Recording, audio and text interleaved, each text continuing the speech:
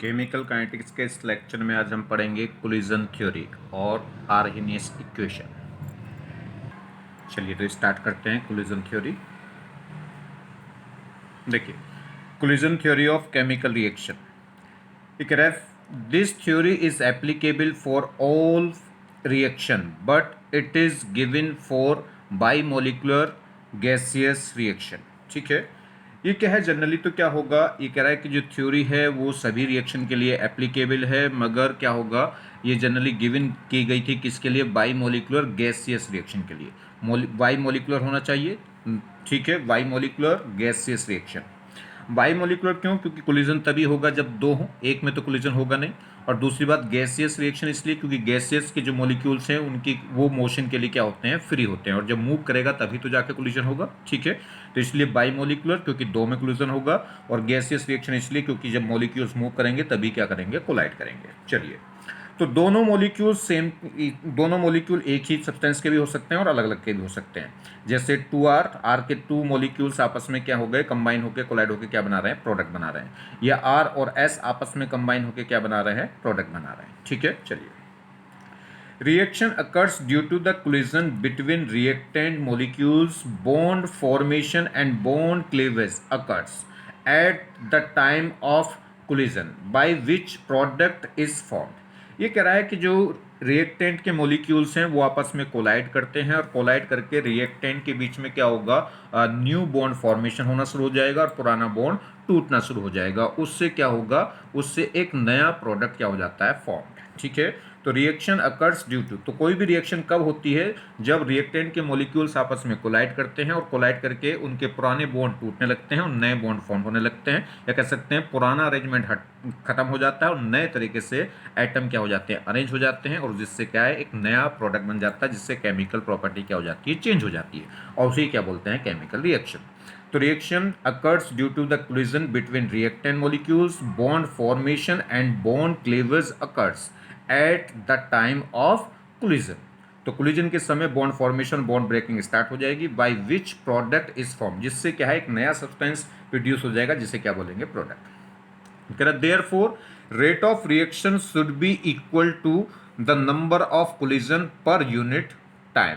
ठीक है, तो एक सेकंड में कितने कोलिजन होंगे, रिएक्शन का रेट उस पर डिपेंड करेगा। जितने ज्यादा कोलिजन होंगे उतने ज्यादा क्या होंगे, रिएक्टेंट मॉलिक्यूल प्रोडक्ट में क्या हो जाएंगे, कन्वर्ट, तो उतना ही क्या होगा, रेट ऑफ रिएक्शन क्या हो जाएगा, बढ़ जाएगा। तो कह रहा है therefore rate of reaction should be equal to the number of collision per unit time, per unit volume. तो एक सेकंड में एक यूनिट वॉल्यूम के अंदर कितने कोलिजन हुए हैं वही क्या कहलाती है, उसी का क्या होगा, रेट ऑफ रिएक्शन को बताएगा। तो किसी भी रिएक्शन का रेट ऑफ तो इसके अकॉर्डिंग रेट ऑफ रिएक्शन क्या होना चाहिए, therefore rate of reaction is equal to the number of collision per unit time per unit volume. तो एक यूनिट वॉल्यूम में एक सेकंड के अंदर कितने कोलिजन हो रहे हैं वही क्या होना चाहिए, रेट ऑफ रिएक्शन होना चाहिए। यह कह सकते हैं कोलिजन फ्रीक्वेंसी। एक सेकंड में एक वॉल्यूम के अंदर कितना कोलिजन हो गया वही क्या कहलाएगा, फ्रीक्वेंसी ऑफ कोलिजन या कोलिजन फ्रीक्वेंसी, और वही क्या कहलाएगा, रेट ऑफ रिएक्शन। चलिए, तो rate of reaction is equal to होगा जेड के, जेड क्या है, जेड होगा कोलिजन फ्रीक्वेंसी। ठीक है, जेड को क्या बोलते हैं, कोलिजन फ्रीक्वेंसी, मतलब एक वॉल्यूम के अंदर पर यूनिट वॉल्यूम के अंदर पर सेकंड में कितने कोलिजन हो रहे हैं वो कहलाएगी कोलिजन फ्रीक्वेंसी, और वही क्या होता है, रेट ऑफ रिएक्शन। तो rate of reaction is equal to होगा जेड, और जेड क्या है, ये जेड की जो वैल्यू है वो 10⁻26 मॉलिक्यूल्स पर सेंटीमीटर क्यूब पर सेकेंड, मतलब एक सेंटीमीटर क्यूब में एक सेकेंड के अंदर कितने कोलिजन होंगे, कितने मॉलिक्यूल्स आपस में कोलाइड कर जाते हैं, 10⁻26। ठीक है, यह कह सकते हैं एक मोल, एक पर मोल पर लीटर सेकेंड इनवर्स कितना होता है, 10⁻6 मोल होंगे किसमें, एक लीटर में। एक लीटर में 10⁻6 मोल होते हैं पर लीटर पर सेकेंड। तो एक लीटर के अंदर एक सेकेंड में कितने मोल, 10⁻6 मोल कोलिजन हो जाएंगे। तो इस जेड की वैल्यू तो बहुत हाई है। देखिए, एक सेकंड में एक सेंटीमीटर क्यूब के अंदर कितने मॉलिक्यूल्स आपस में कोलाइड कर रहे हैं, 10⁻26, या एक लीटर में, एक लीटर के अंदर एक सेकंड में कितने मोल, मोल है ये मॉलिक्यूल नहीं, एक मोल में कितने एटम होते हैं, एक मोल में कितनी संख्या होती है, 6 × 10⁻23। तो कितने 10⁶ मोल हैं 1 लीटर वॉल्यूम के अंदर 1 सेकंड में, इतने कोलिजन है एक तरीके से। तो इस Z की वैल्यू बहुत ज़्यादा, तो रेट तो बहुत ज़्यादा हो गया, तो हर एक रिएक्शन का रेट इतना इतना अधिक तो नहीं होता, ठीक है। तो फिर कुछ ना कुछ दिक्कत है। दिक्कत क्या है सुनिए। तो हर एक मोलिक्यूल्स, रिएक्टेंट के जो मोलिक्यूल्स हैं वो हर एक कोलिजन जो होगा वो प्रोडक्ट में कन्वर्ट नहीं होगा। किसी भी रिएक्टेंट के मोलिक्यूल को प्रोडक्ट में कन्वर्ट होने के लिए क्या होना चाहिए, एक्टिव कोलिजन या कह सकते हैं इफेक्टिव कोलिजन होना जरूरी है। और कोई किन्हीं भी दो मोलिक्यूल्स के बीच में जो कोलिजन है वो इफेक्टिव कोलिजन जब होगा जब रिएक्टेंट के मोलिक्यूलों की एक मिनिमम, जब रिएक्टेंट के मोलिक्यूल्स क्या कर लें, एक मिनिमम एनर्जी एक्वायर कर लें, जिसे बोलते हैं थ्रेशोल्ड एनर्जी, जो एनर्जी वेयर को क्रॉस करने में यूज आएगी। या कह सकते हैं रिएक्टेंट के मोलिक्यूल की एक मिनिमम एनर्जी होती है जिसपे वो क्या करते हैं, एक्टिवेटेड कॉम्प्लेक्स बनाते हैं, या कह सकते हैं एनर्जी वेयर को क्रॉस कर देते हैं, उसे बोलते हैं थ्रेशोल्ड एनर्जी। पहली कंडीशन, तो रिएक्टेंट के मोलिक्यूल की जो मिनिमम एनर्जी है वो थ्रेशोल्ड एनर्जी के इक्वल या उससे अधिक होनी चाहिए। और दूसरी कंडीशन है कि जो रिएक्टेंट के जो मोलिक्यूल्स है उनमें जो कोलिजन हो रहा है वो प्रॉपर ओरिएंटेशन में होना चाहिए। प्रॉपर ओरिएंटेशन में ऐसे, जैसे मान लीजिए 4 लोग एक कार में बैठे जा रहे हैं, कार बिगड़ गई रास्ते में, ठीक है। तो वो क्या करे, अपनी कार को वो दोबारा स्टार्ट नहीं हो रही तो क्या करेंगे, उसको पुश करके या उसको पुल करके ले जाएंगे मैकेनिक के पास। तो अगर वो लोग क्या करें, चारों लोग उतर के क्या करें, इस टाइप से पुश करें कि वो क्या करें, बैक साइड से फॉरवर्ड को क्या करेंगे, पुश करेंगे, तो क्या होगा, कार मूव करेगी। और अगर इस टाइप से करें कि 2 लोग तो आगे से बैकवर्ड को फोर्स लगा रहे हैं और 2 लोग बैकवर्ड से फॉरवर्ड डायरेक्शन में फोर्स लगा रहे हैं, तो फिर क्या होगी, कार मूव करेगी।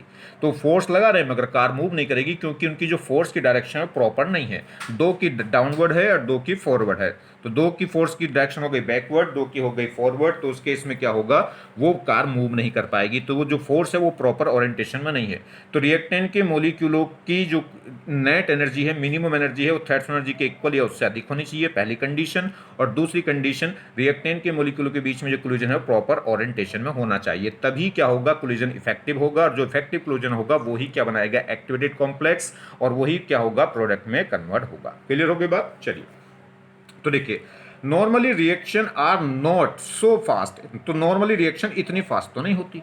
Therefore all the molecules collision are not effective collision, इसलिए इतने कोलिजन 1 सेकंड के अंदर हो रहे हैं और यही क्या कहलाएगी, कोलिजन फ्रीक्वेंसी, और यही कहलाएगा रेट ऑफ रिएक्शन, मगर रिएक्शन का रेट इतना हाई तो नहीं मिलता। तो रीजन क्या है, तो रीजन ये है कि कोलिजन जो होगा, कोलिजन क्या होगा, इफेक्टिव कोलिजन होनी चाहिए। सारे के सारे कोलिजन इफेक्टिव नहीं होंगे, वही कोलिजन प्रोडक्ट में कन्वर्ट होगा, या कह सकते हैं वही कोलिजन प्रोडक्ट एक्टिवेटेड कॉम्प्लेक्स बनाएगा, या कह सकते हैं प्रोडक्ट बनाएगा जो इफेक्टिव कोलिजन होगा। क्लियर होगी बात। तो normally reaction are not so fast, therefore all the molecules collision are not effective collision, तो सारे के सारे मोलिक्यूलों का जो कोलिजन है वो इफेक्टिव कोलिजन नहीं होगा। For effective collision following 2 condition must be satisfied, तो किसी भी रिएक्शन को प्रोसीड होने के लिए, या कह सकते हैं रिएक्टेंट के मोलिक्यूलों में इफेक्टिव कोलिजन होने के लिए 2 सफिशिएंट कंडीशन है। पहली condition, proper orientation of the colliding molecules, colliding जो मोलिक्यूल्स हैं उनके बीच में जो कोलिजन होना चाहिए प्रॉपर ओरिएंटेशन में होना चाहिए। जैसे NO2 मोलिक्यूल्स आपस में कोलाइड कर रहे हैं और ये कोलाइड इस टाइप से कर रहे हैं कि N आपस में टकराता है तो ये आपस में कंबाइन होकर क्या बना देंगे, N2O4, तो ये आपस में बॉन्ड N आपस में बॉन्ड बना देंगे और क्या बन जाएगा, N2, देखिए क्या बन जाएगा, N2O4। मगर ये क्या हो जाए, इस टाइप से कोलाइड करे कि इसका N इसके O से कोलाइड करे, तो ये क्या है, ये प्रॉपर ओरिएंटेशन में डायरेक्शन, ये प्रॉपर ओरिएंटेशन में कोलिजन नहीं होगा। इस केस में प्रोडक्ट में ये फॉर्म्ड नहीं होगा। तो इस कंडीशन, इस कोलिजन में प्रोडक्ट नहीं बनाएगा मगर इस कोलिजन में प्रोडक्ट बना लेगा। तो कह सकते हैं ये जो कोलिजन है प्रॉपर ओरिएंटेशन में होगी, और ये कोलिजन प्रॉपर ओरिएंटेशन में नहीं होगी, ये क्या है, इनप्रॉपर होगी, या कह सकते हैं इनडायरेक्ट, ये इसकी जो डायरेक्शन है कोलिजन की प्रॉपर नहीं है। दूसरा, कोलाइडिंग मोलिक्यूल्स मस्ट है minimum amount of energy called threshold energy, और जो मोलिक्यूल्स कोलाइड कर रहे हैं वो मिनिमम एनर्जी रखनी चाहिए, मतलब टोटल एनर्जी जो एक्वायर करके आनी चाहिए उसकी फाइनल एनर्जी वो एक मिनिमम एनर्जी के इक्वल होनी चाहिए, जिसे बोलते हैं थ्रेशोल्ड एनर्जी। ठीक है, ये आप कह सकते हैं एनर्जी ऑफ बैरियर।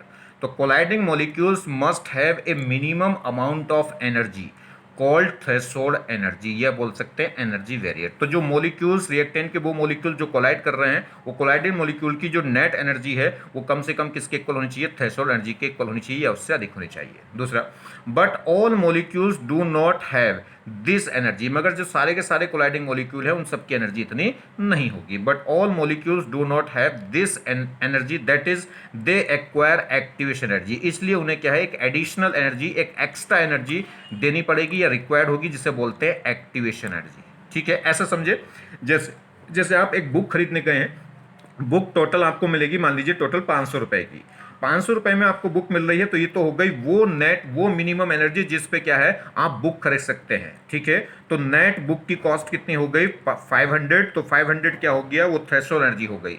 आपकी जेब में कितने हैं 300 रुपए हैं, तो वो क्या हो गई जो रिएक्टेंट की मॉलिक्यूल की इनिशियल एनर्जी है। और तो आपको कितनी एनर्जी और रिक्वायर्ड होगी बुक खरीदने के लिए, तो आपको 200 रुपए की रिक्वायरमेंट और है, क्योंकि 300 आपके पास है और 500 में बुक मिलेगी, तो 200 की रिक्वायरमेंट और है, तो वो कहलाती है जो रिक्वायर्ड है एनर्जी, जो पैसा रिक्वायर्ड है बुक खरीदने के लिए, वो क्या कहलाएगा एक्टिवेशन एनर्जी। तो ऐसे समझिए जैसे थ्रेशोल्ड एनर्जी 500 है, अगर हम तो उसके रिएक्टेंट की एनर्जी मान लीजिए 300, तो ये हो गई इनिशियल एनर्जी ऑफ रिएक्टेंट, और 500 पे वो क्या करेगा एनर्जी वेयर को क्रॉस कर देगा, ये कह सकते हैं प्रोडक्ट में कन्वर्ट हो जाएगा, तो उसे कितनी एनर्जी और रिक्वायर्ड होगी 200, तो उसे क्या बोलते हैं एक्टिवेशन एनर्जी। तो एक्टिवेशन एनर्जी ई ए मतलब एक्टिवेशन, ई मतलब एनर्जी, तो एक्टिवेशन एनर्जी ई ए से लिखेंगे क्या होता है the minimum average, average energy होती है, ध्यान रखना ये डिफरेंट डिफरेंट मॉलिक्यूल को डिफरेंट डिफरेंट एनर्जी क्या होगी रिक्वायर्ड होगी। जैसे आप क्या करेंगे बुक खरीदेंगे तो डिफरेंट डिफरेंट बुक के लिए डिफरेंट डिफरेंट कॉस्ट होगी, और डिफरेंट डिफरेंट कॉस्ट होगी तो आप तो डिफरेंट डिफरेंट क्या होगी आपको पैसा रिक्वायर्ड होगा, तो इसलिए क्या लिखेंगे एवरेज, और मिनिमम क्या है कम से कम जो रिक्वायर्ड हो। The minimum average energy that must be given, या तो गिवन वर्ड लिखना जरूरी है या रिक्वायर्ड वर्ड। ठीक है, गिवन या required. The minimum average energy that must be given to the reactant molecule in order to make the effective collision, तो रिएक्टेंट के मॉलिक्यूल को इफेक्टिव कोलिजन बनाने के लिए जो मिनिमम एवरेज एनर्जी देनी पड़ रही है वो क्या कहलाएगी एक्टिवेशन एनर्जी। क्लियर, या जो किसी भी रिएक्टेंट के मॉलिक्यूल को इफेक्टिव कोलिजन करने के लिए जो मिनिमम एनर्जी रिक्वायर्ड है उसे क्या बोलेंगे एक्टिवेशन एनर्जी। क्लियर हो गई, तो इसकी डेफिनेशन में मिनिमम और एवरेज और गिवन या रिक्वायर्ड ये 3 शब्द आने जरूरी है। चलिए, तो activation energy mainly depend upon nature of reactant, जो एक्टिवेशन एनर्जी है वो जनरली किस पे डिपेंड करेगी, मेनली डिपेंड करेगी रिएक्टेंट की नेचर पे। डिफरेंट डिफरेंट रिएक्टेंट के लिए क्या होगा इनिशियल एनर्जी डिफरेंट डिफरेंट होगी, तो जो रिक्वायर्ड एनर्जी है थ्रेशोल्ड एनर्जी गेन करने के लिए वो भी क्या होगी different different. Because different reactant have the different bond energy therefore different activation energy, ये कह रहा है जो डिफरेंट डिफरेंट रिएक्टेंट हैं उनके मॉलिक्यूल्स के अंदर क्या होगा केमिकल प्रॉपर्टी क्या होगी डिफरेंट। जब केमिकल प्रॉपर्टी डिफरेंट होगी तो केमिकल बॉन्ड भी क्या होगा डिफरेंट, और केमिकल बॉन्ड डिफरेंट होगा तो केमिकल एनर्जी भी क्या होगी, बॉन्ड एनर्जी भी क्या होगी डिफरेंट, और बॉन्ड एनर्जी डिफरेंट होगी तो हर एक बॉन्ड को तोड़ने के लिए डिफरेंट डिफरेंट एनर्जी क्या होगी रिक्वायर्ड। तो इसलिए जो एक्वायर्ड एक्टिवेशन एनर्जी है या रिक्वायर्ड एक्टिवेशन एनर्जी वो भी क्या होगी डिफरेंट। तो कह रहा है activation energy mainly depend upon the nature of reactant, और क्यों डिपेंड करेगी नेचर पे, क्योंकि डिफरेंट डिफरेंट नेचर के लिए बॉन्ड एनर्जी क्या हो जाएगी डिफरेंट, जिससे रिक्वायर्ड एक्टिवेशन एनर्जी भी क्या हो जाएगी डिफरेंट।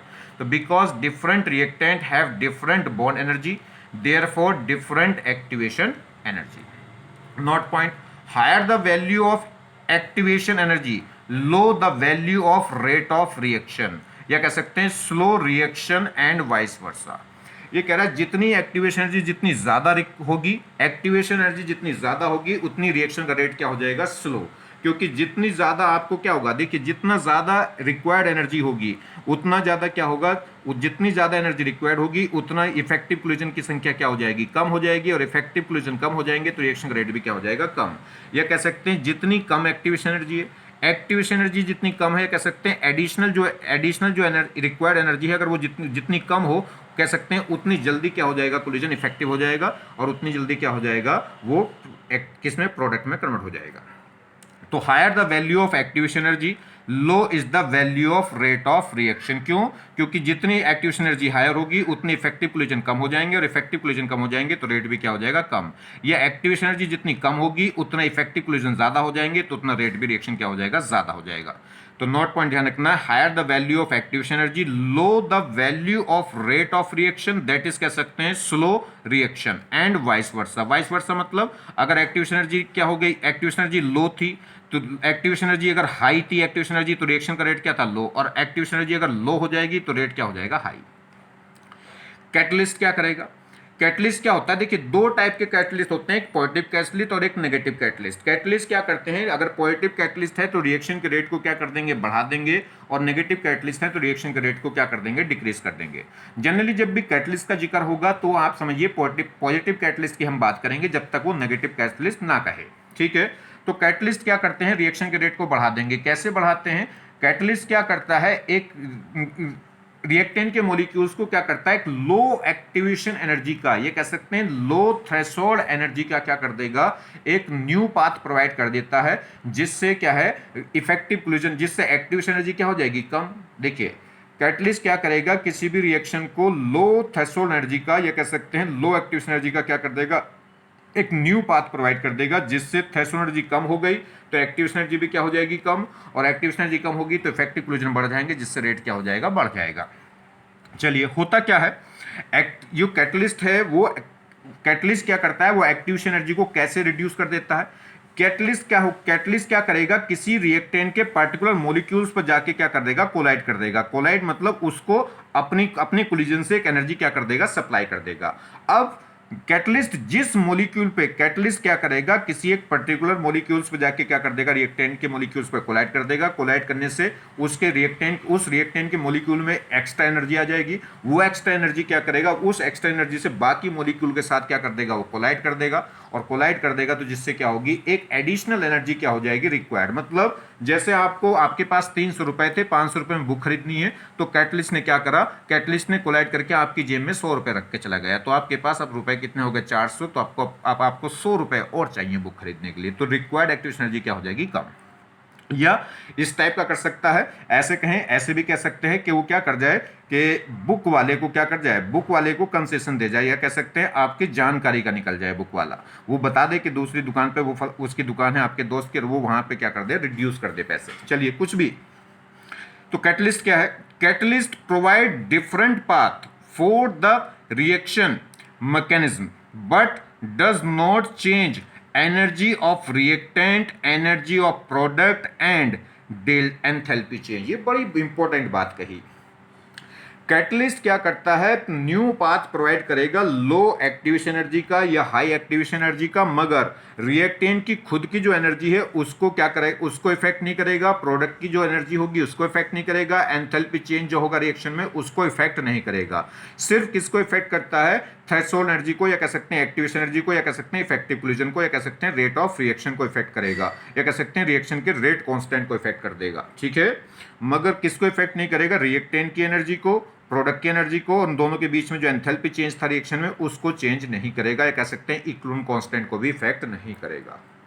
चलिए, तो क्या है, catalyst provide different path for the reaction mechanism. Reaction mechanism को एक डिफरेंट पाथ प्रोवाइड कर देगा, but does not change energy of reactant, energy of product and enthalpy change, ठीक है, इनको चेंज नहीं करेगा। जैसे ये हमारे पास ये हमारे पास यहाँ रिएक्टेंट के मॉलिक्यूल्स थे, रिएक्टेंट की ये एनर्जी ग्राफ है और ये रिएक्शन प्रोसीड हो रही है। इस समय इनिशियली रिएक्टेंट के मॉलिक्यूल्स यहाँ थे, तो ये एनर्जी गैप क्या हो गई, ये इतनी एनर्जी किसकी हो गई, रिएक्टेंट की एनर्जी, एनर्जी ऑफ रिएक्टेंट ये, और ये यहाँ से ये रिएक्शन गई, ये रिएक्शन यहाँ से गई, और ये क्या बन गया, प्रोडक्ट। और ये एनर्जी किसकी, ये एनर्जी लेवल किसका हो गया, प्रोडक्ट का, ये हो गया ईपी, और ये क्या हो गया, ईआर, ठीक है। अब अगर हमें क्या करें, ये नॉर्मल पाथ था, अगर हमने इसमें कोई पॉजिटिव कैटलिस्ट डाल दिया तो ये क्या कर देगा, ये कम एक्टिवेशन एनर्जी का एक पाथ प्रोवाइड कर देगा। ये कहते हैं थ्रेशोल्ड एनर्जी का पाथ क्या कर देगा, लो थ्रेशोल्ड एनर्जी। देखिए टोटल एनर्जी ये यहां से लेकर यहां तक, ये एनर्जी क्या थी, रिक्वायर्ड थी रिएक्टेंट के मॉलिक्यूल को प्रोडक्ट में कन्वर्ट करने के लिए, जिससे इस एनर्जी वेरियर को क्या कर जाए, क्रॉस कर जाए। रिएक्टेंट के मॉलिक्यूल यहां आपस में कोलाइड करेंगे, कोलाइड करके ऊपर भागेंगे, कुछ मॉलिक्यूल यहां तक आ जाएंगे, कुछ यहां तक, कुछ यहां तक, और जो टॉप तक पहुंच जाएंगे वो प्रोडक्ट में क्या हो जाएंगे, कन्वर्ट। तो कितनी एनर्जी चाहिए, रिएक्टेंट के मॉलिक्यूल को प्रोडक्ट में कन्वर्ट करने के लिए एनर्जी वेरियर क्रॉस करना चाहिए। तो इस वेरियर को क्रॉस करने के लिए टोटल एनर्जी कितनी चाहिए, यहां से लेकर यहां तक, और यही क्या कहलाती है, थ्रेशोल्ड एनर्जी। अब वो थ्रेशोल्ड एनर्जी कितनी है, ये रिएक्टेंट की एनर्जी प्लस, देखो इतनी एनर्जी तो रिएक्टेंट की है, साथ में इतनी एनर्जी और देनी पड़ेगी, और जो एनर्जी देनी पड़ेगी वही क्या लगती है, एक्टिवेशन एनर्जी। तो ये एनर्जी होगी रिएक्टेंट की, यहां से लेकर यहां तक की, यहां से लेकर यहां तक की एनर्जी हो गई एक्टिवेशन एनर्जी ऑफ फॉरवर्ड, ठीक। चलिए, और ये टोटल एनर्जी कहलाएगी थ्रेशोल्ड एनर्जी। तो थ्रेशोल्ड एनर्जी किसकी इक्वल होगी, ER plus EA, activation energy.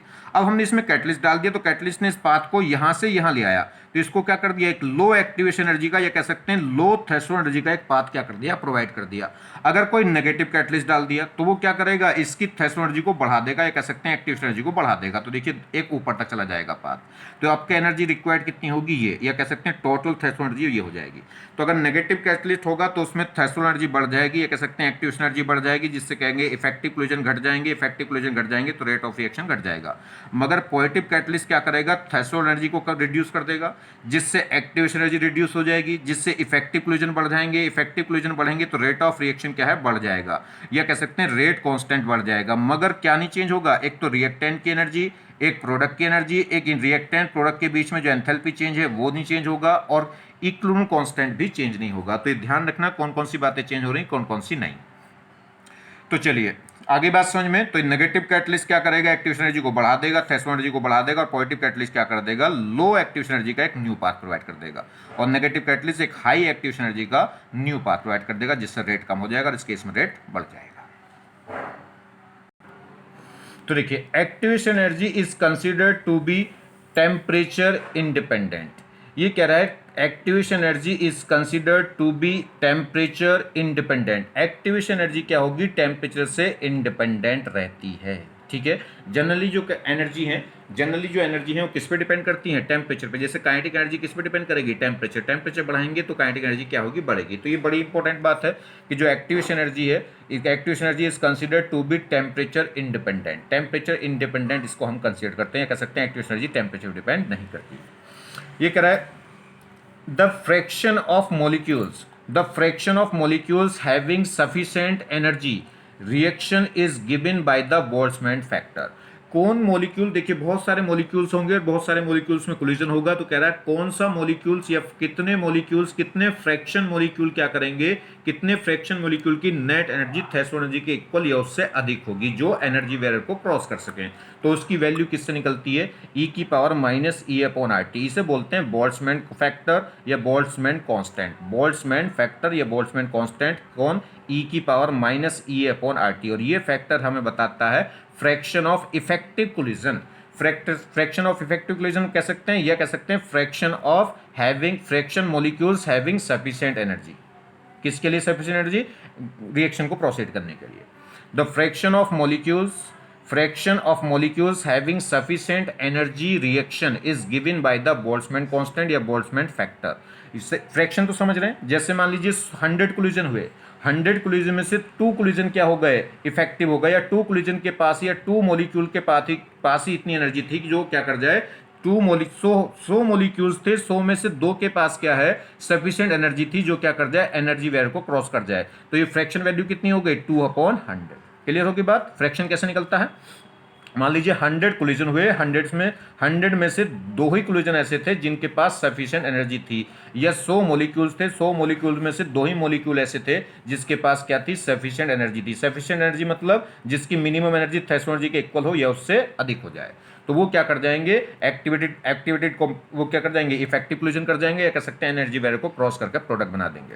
तो द फ्रैक्शन, तो हमारे पास बोल्ट्जमैन फैक्टर, बोल्ट्जमैन कांस्टेंट किसको बताता है, fraction of molecules having sufficient energy reaction is given by the Boltzmann constant, या कह सकते हैं effective fraction of effective collision को बताता है। तो ये बोल्ट्जमैन को बताएगा फ्रैक्शन ऑफ मॉलिक्यूल्स को, या कह सकते हैं इफेक्टिव फ्रैक्शन ऑफ मॉलिक्यूल, या कह सकते हैं इफेक्टिव कोलिजन को बताएगा। चलिए नाउ अब जो रेट ऑफ रिएक्शन है वो सीधा जेड के इक्वल नहीं होगा, क्योंकि जितने कोलिजन होंगे वो सारे के सारे क्या है, इफेक्टिव नहीं होंगे। तो इफेक्टिव कितने होंगे, उसका फ्रैक्शन से मल्टीप्लाई कर देंगे। ये क्या है, फ्रैक्शन। अब तो ये इसके इक्वल होना चाहिए, नहीं, एक नंबर और आ गया पी। अब ये पी क्या है, तो सुनिए, पी तो क्या है, ये जेड तो बताएगा, ये तो बताता है कोलिजन फ्रीक्वेंसी। कोलिजन फ्रीक्वेंसी मतलब 1 सेकंड में एक वॉल्यूम के अंदर कितने टोटल कोलिजन हुए, ये तो बताएगा टोटल नंबर ऑफ कोलिजन को।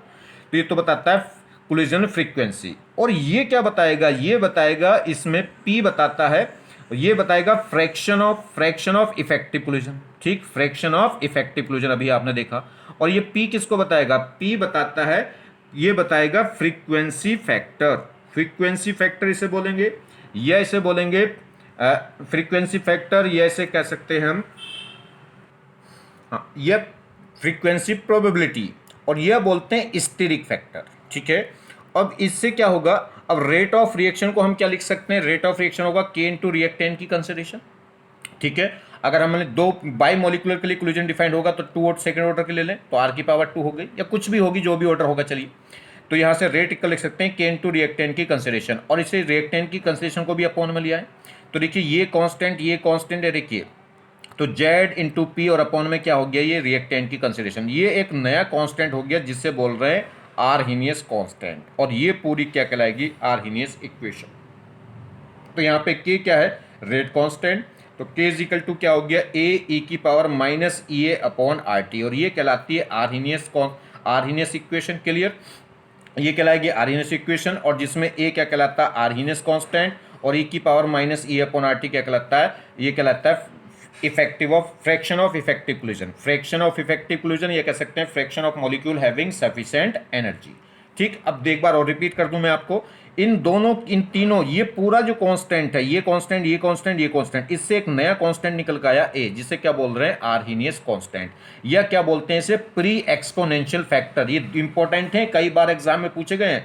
तो इसे ए को क्या बोलते हैं, आर्हीनियस कांस्टेंट, ये से बोलते हैं प्री एक्सपोनेंशियल फैक्टर, और ये किस वैल्यू को बताएगा, ये बताता है फ्रीक्वेंसी ऑफ इफेक्टिव कोलिजन, मतलब एक सेकंड के अंदर पर वॉल्यूम में कितने इफेक्टिव कोलिजन हुए हैं। टोटल कोलिजन को नहीं बताता, कौन सी कोलिजन फ्रीक्वेंसी को बताएगा, इफेक्टिव कोलिजन को। तो फ्रीक्वेंसी ऑफ इफेक्टिव कोलिजन, तो इसे क्या बोलते हैं, फ्रीक्वेंसी फैक्टर भी बोल देते हैं। क्यों, क्योंकि ये क्या बताता है, इफेक्टिव फ्रीक्वेंसी ऑफ कोलिजन बताता है, कह सकते हैं फ्रीक्वेंसी, ये कोलिजन और फ्रीक्वेंसी बताएगा, मगर कौन सी कोलिजन फ्रीक्वेंसी, इफेक्टिव कोलिजन की। तो फ्रीक्वेंसी फैक्टर भी इसे बोल देते हैं, क्योंकि हमें क्या बताता है, इफेक्टिव फ्रीक्वेंसी कोलिजन, या collision frequency, effective collision frequency.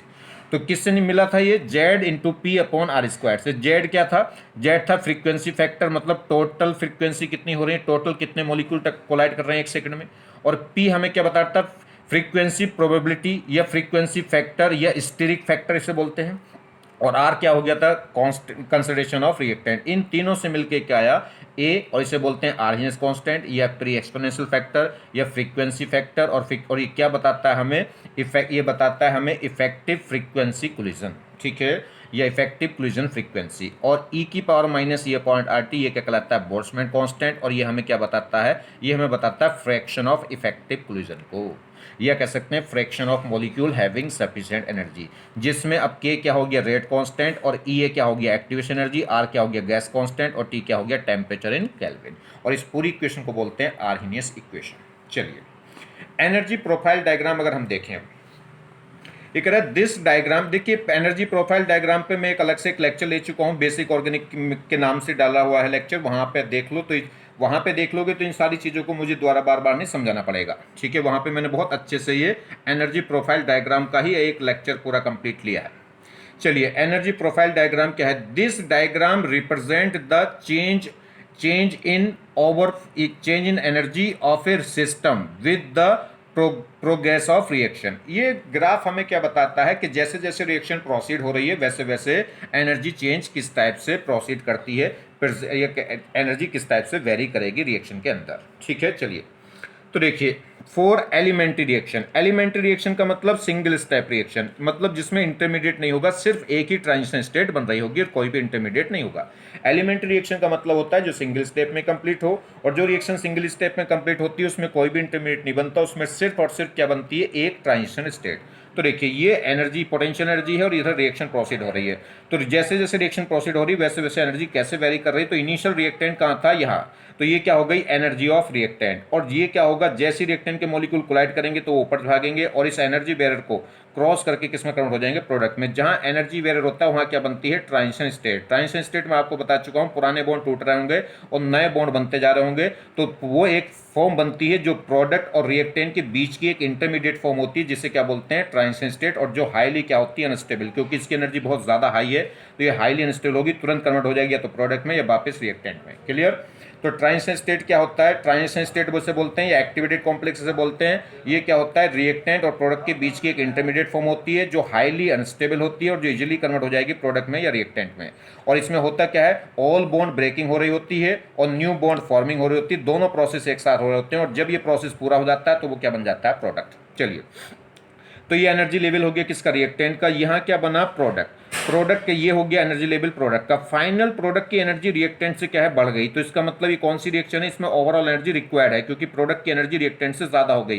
तो इसका मतलब ये कौन सी रिएक्शन हो गई, एक्सो, ये हो गई एंडोथर्मिक। इसमें क्या है, एनर्जी रिलीज, इसमें एनर्जी क्या हो रही है, रिक्वायर्ड हो रही है। चलिए, तो ये एनर्जी लेवल हो गया किसका, रिएक्टेंट का। ये एनर्जी लेवल हो गया किसका, प्रोडक्ट का, ईपी। और ये हो गया थ्रेशोल्ड एनर्जी, टोटल यहां से लेकर यहां तक की जो एनर्जी है वो क्या कहलाएगी, थ्रेशोल्ड एनर्जी। और रिएक्टेंट से एक्टिवेटेड कॉम्प्लेक्स तक जाने में जो एनर्जी रिक्वायर्ड होती है, जो मिनिमम एनर्जी रिक्वायर्ड होगी उसे बोलते हैं एक्टिवेशन एनर्जी, ई और एफ मतलब फॉरवर्ड के लिए। अगर प्रोडक्ट से वापस रिएक्टेंट बनेगा तो ये जो एनर्जी है, जो प्रोडक्ट को वापस टाइम से ये एनर्जी वेयर को क्रॉस करने के लिए जो एनर्जी रिक्वायर्ड होगी वो कहलाएगी एक्टिवेशन एनर्जी बैकवर्ड। अगर रिएक्शन बैकवर्ड जा रही तो ये एनर्जी रिक्वायर्ड चाहिए प्रोडक्ट को रिएक्टेंट में कन्वर्ट होने के लिए, इतनी एनर्जी रिक्वायर्ड होगी, वो कहलाएगी एक्टिवेशन एनर्जी बैकवर्ड। अगर रिएक्टेंट प्रोडक्ट में कन्वर्ट हो रहा है तो रिएक्टेंट को यहाँ तक आने के लिए कितनी एनर्जी रिक्वायर्ड होगी, वो कहलाएगी एक्टिवेशन एनर्जी ऑफ फॉरवर्ड। और ये टोटल एनर्जी, ट्रांजिशन स्टेट की जो नेट एनर्जी है वो क्या कहलाती है, टोटल एनर्जी, वो कहलाती है थ्रेशोल्ड एनर्जी। चलिए, तो अगर इसमें देखें तो ये और इस दोनों के बीच में जो डिफरेंस है, प्रोडक्ट और रिएक्टेंट के बीच में जो गैप है, ये कहलाएगा एंथैल्पी चेंज।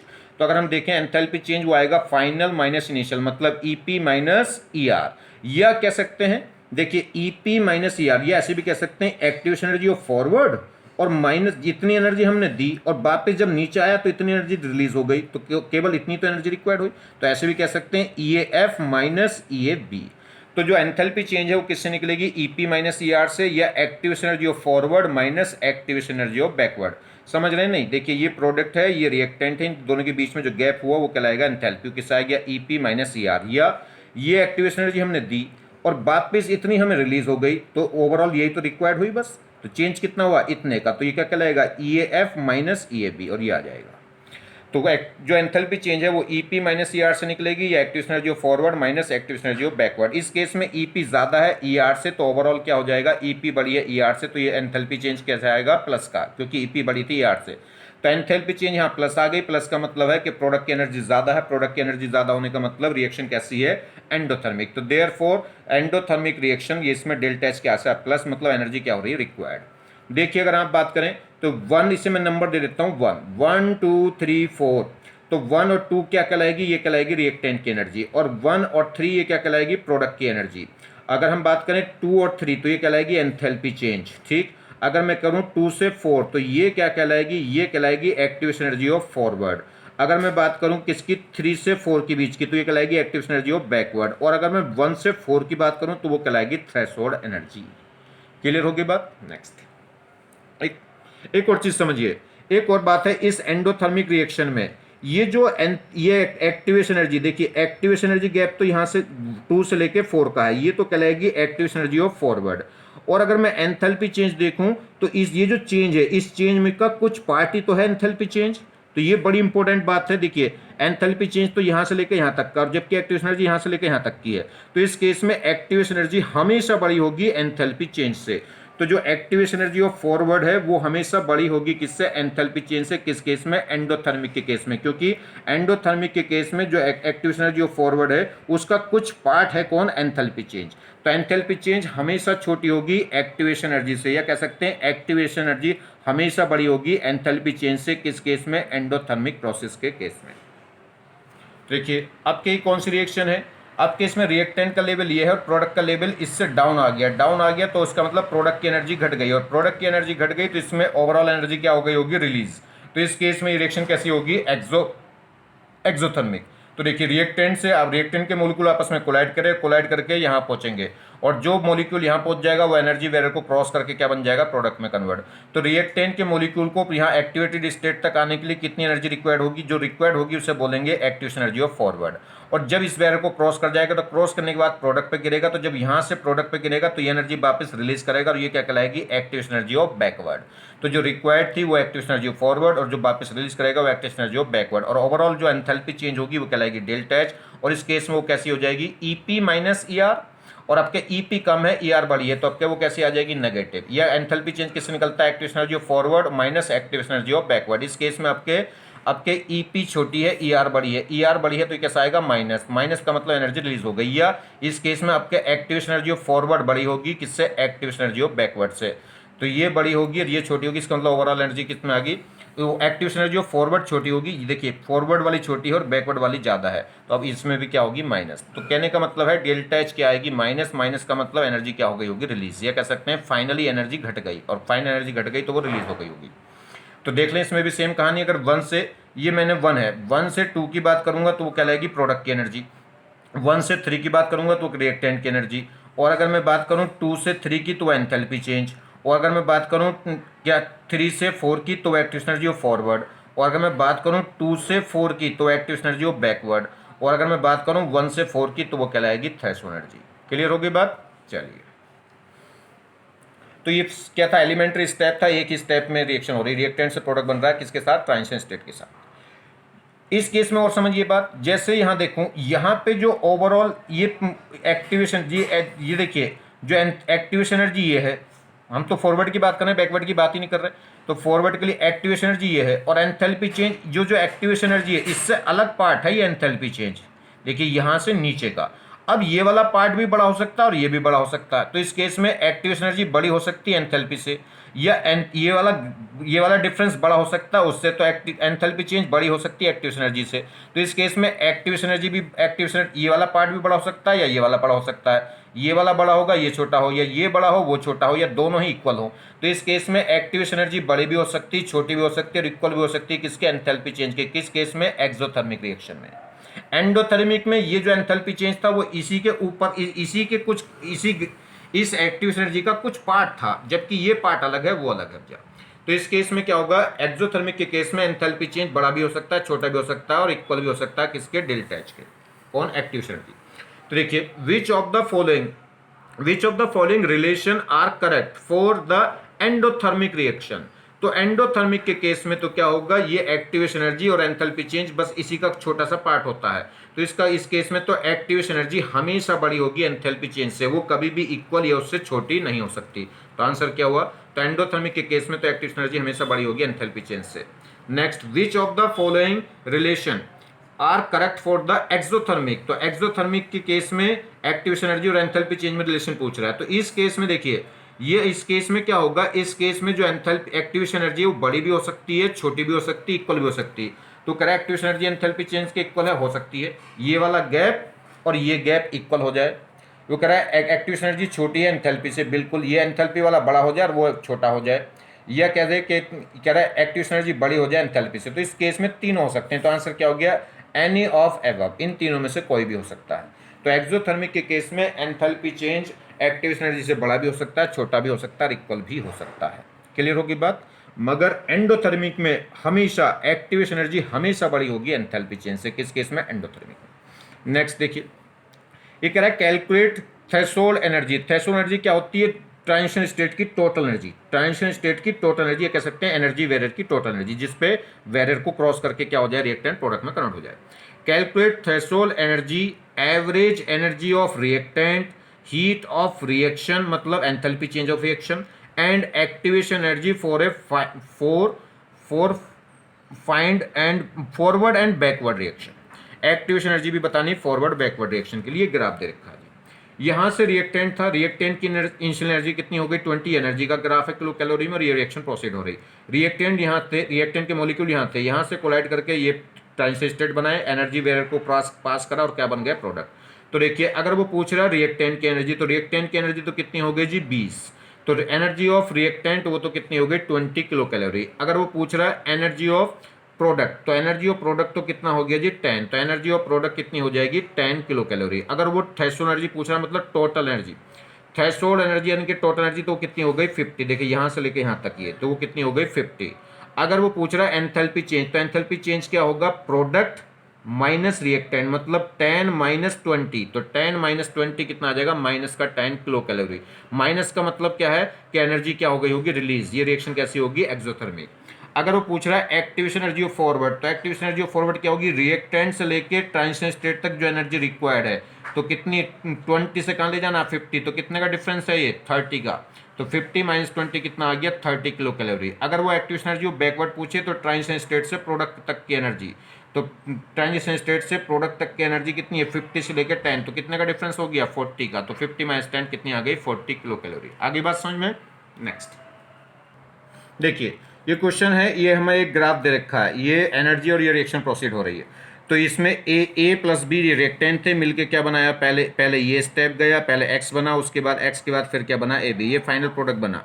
तो पूछ रहा है कि रिएक्शन फाइनली एक्सोथर्मिक है कि एंडोथर्मिक है। तो पहली बात तो रिएक्शन में दो स्टेप होंगे, पहला स्टेप ये और दूसरा स्टेप ये।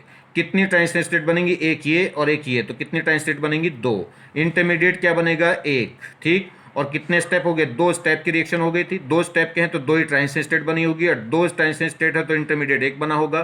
पहले स्टेप की ट्रांजिशन, पहले के लिए एक्टिवेशन एनर्जी कम है, दूसरे स्टेप के लिए एक्टिवेशन एनर्जी ज़्यादा है, या कह सकते हैं पहले के लिए थ्रेशोल्ड एनर्जी कम है, दूसरे के लिए थ्रेशोल्ड एनर्जी ज़्यादा है। तो पहला स्टेप क्या होगा, पहला स्टेप फास्ट होगा, दूसरा स्टेप क्या होगा, स्लो होगा। ओवरऑल एनर्जी क्या है, प्रोडक्ट की एनर्जी ओवरऑल क्या हो गई, घट गई, रिएक्टेंट के लेवल से क्या आ गई, डाउन। तो इसका मतलब रिएक्शन क्या होगी, एक्सोथर्मिक, इसमें एनर्जी ओवरऑल क्या हो गई होगी, रिलीज। तो ऐसी कुछ भी बात इसमें पूछ सकता है। जैसे अब एक नेक्स्ट क्वेश्चन, ये कह रहा है ए प्लस बी से क्या बना एक्स, मतलब इंटरमीडिएट, और फिर एक्स से क्या बन गया प्रोडक्ट। ये पहला स्टेप, ये दूसरा स्टेप। कह रहा है पहला स्टेप फास्ट है, दूसरा, पहला स्टेप स्लो है और दूसरा स्टेप क्या है, फास्ट। तो स्लो कौन होगा, स्लो वो स्टेप होता है जिसकी एक्टिवेशन एनर्जी ज़्यादा होती है, जहाँ एक्टिवेशन एनर्जी ज़्यादा होगी वो स्लो हो जाएगा। और फास्ट कौन होगा, जहाँ एक्टिवेशन एनर्जी कम होगी। जैसे इसमें पहला स्टेप क्या था, फास्ट था, दूसरा स्टेप क्या था, स्लो, क्योंकि दूसरे स्टेप की एक्टिवेशन एनर्जी ज़्यादा थी। इसमें देखिए, तो इसका ग्राफ हमें ड्रॉ करना है, इसका ग्राफ हमें बताना। और ये दूसरा क्या कह रहा है, the process of the variation can be describe.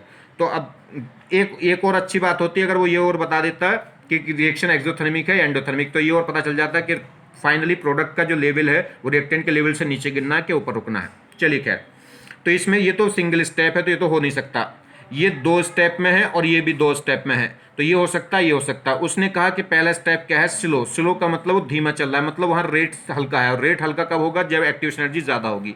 तो देखिए इस केस में एक्टिवेशन एनर्जी ज़्यादा और इस केस में कम, तो ये स्लो हो गया, ये फास्ट हो गया। इसमें क्या है, इसमें अगर हम बात करें तो इसमें ये क्या है, अगर हम बात करें यहाँ से, ये इसमें भी क्या होगा, ये स्लो होगा और ये थोड़ा सा क्या होगा, फास्ट होगा। मगर ओवरऑल यहाँ पे एनर्जी क्या है, ये एनर्जी इस केस में प्रोडक्ट का लेवल क्या है, ज़्यादा है रिएक्टेंट से, तो ये रिएक्शन कैसी हो गई, एंडोथर्मिक, और ये कैसी हो गई, एक्सोथर्मिक। तो इसमें कुछ दिया होगा क्वेश्चन में, बच्चे ने लिखना छोड़ दिया, ठीक है। तो अगर मैं एक्सोथर्मिक कहूँ तो ये वाला प्रोसेस होगा, और एंडोथर्मिक कहूँ तो कौन सा होगा, ये। मगर पहला स्टेप दोनों में क्या है, इसमें स्लो, और दूसरा स्टेप दोनों में क्या है, फास्ट। इसमें ओवरऑल एनर्जी क्या है, रिलीज, उसमें ओवरऑल एनर्जी क्या है, रिक्वायर्ड है। क्लियर होगी बात। तो जोन से भी जैसे भी कहेगा, अगर एक्सोथर्मिक कह दिया तो ये, और एंडोथर्मिक कह देगा तो ये। नेक्स्ट देखिए, ये कह रहा है effect of temperature on rate of reaction. Temperature का जो इफेक्ट है वो रेट ऑफ रिएक्शन पे कैसे इफेक्ट करता है, और ये इंपॉर्टेंट इफेक्ट है, ध्यान रखना है, ठीक है।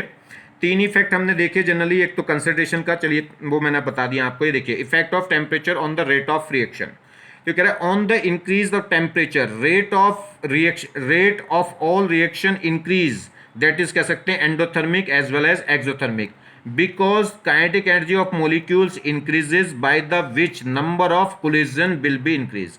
ये कह रहा है हम किसी भी रिएक्शन का, कोई भी रिएक्शन हो, कोई भी रिएक्शन मतलब चाहे वो एंडोथर्मिक हो चाहे वो एक्सोथर्मिक हो, मतलब उसमें फाइनली एनर्जी रिलीज हुई हो या फाइनल एनर्जी रिक्वायर्ड हुई हो, मगर किसी भी रिएक्शन को स्टार्ट करने के लिए एक मिनिमम एनर्जी तो रिक्वायर्ड होती है, जिसे बोलते हैं एक्टिवेशन एनर्जी।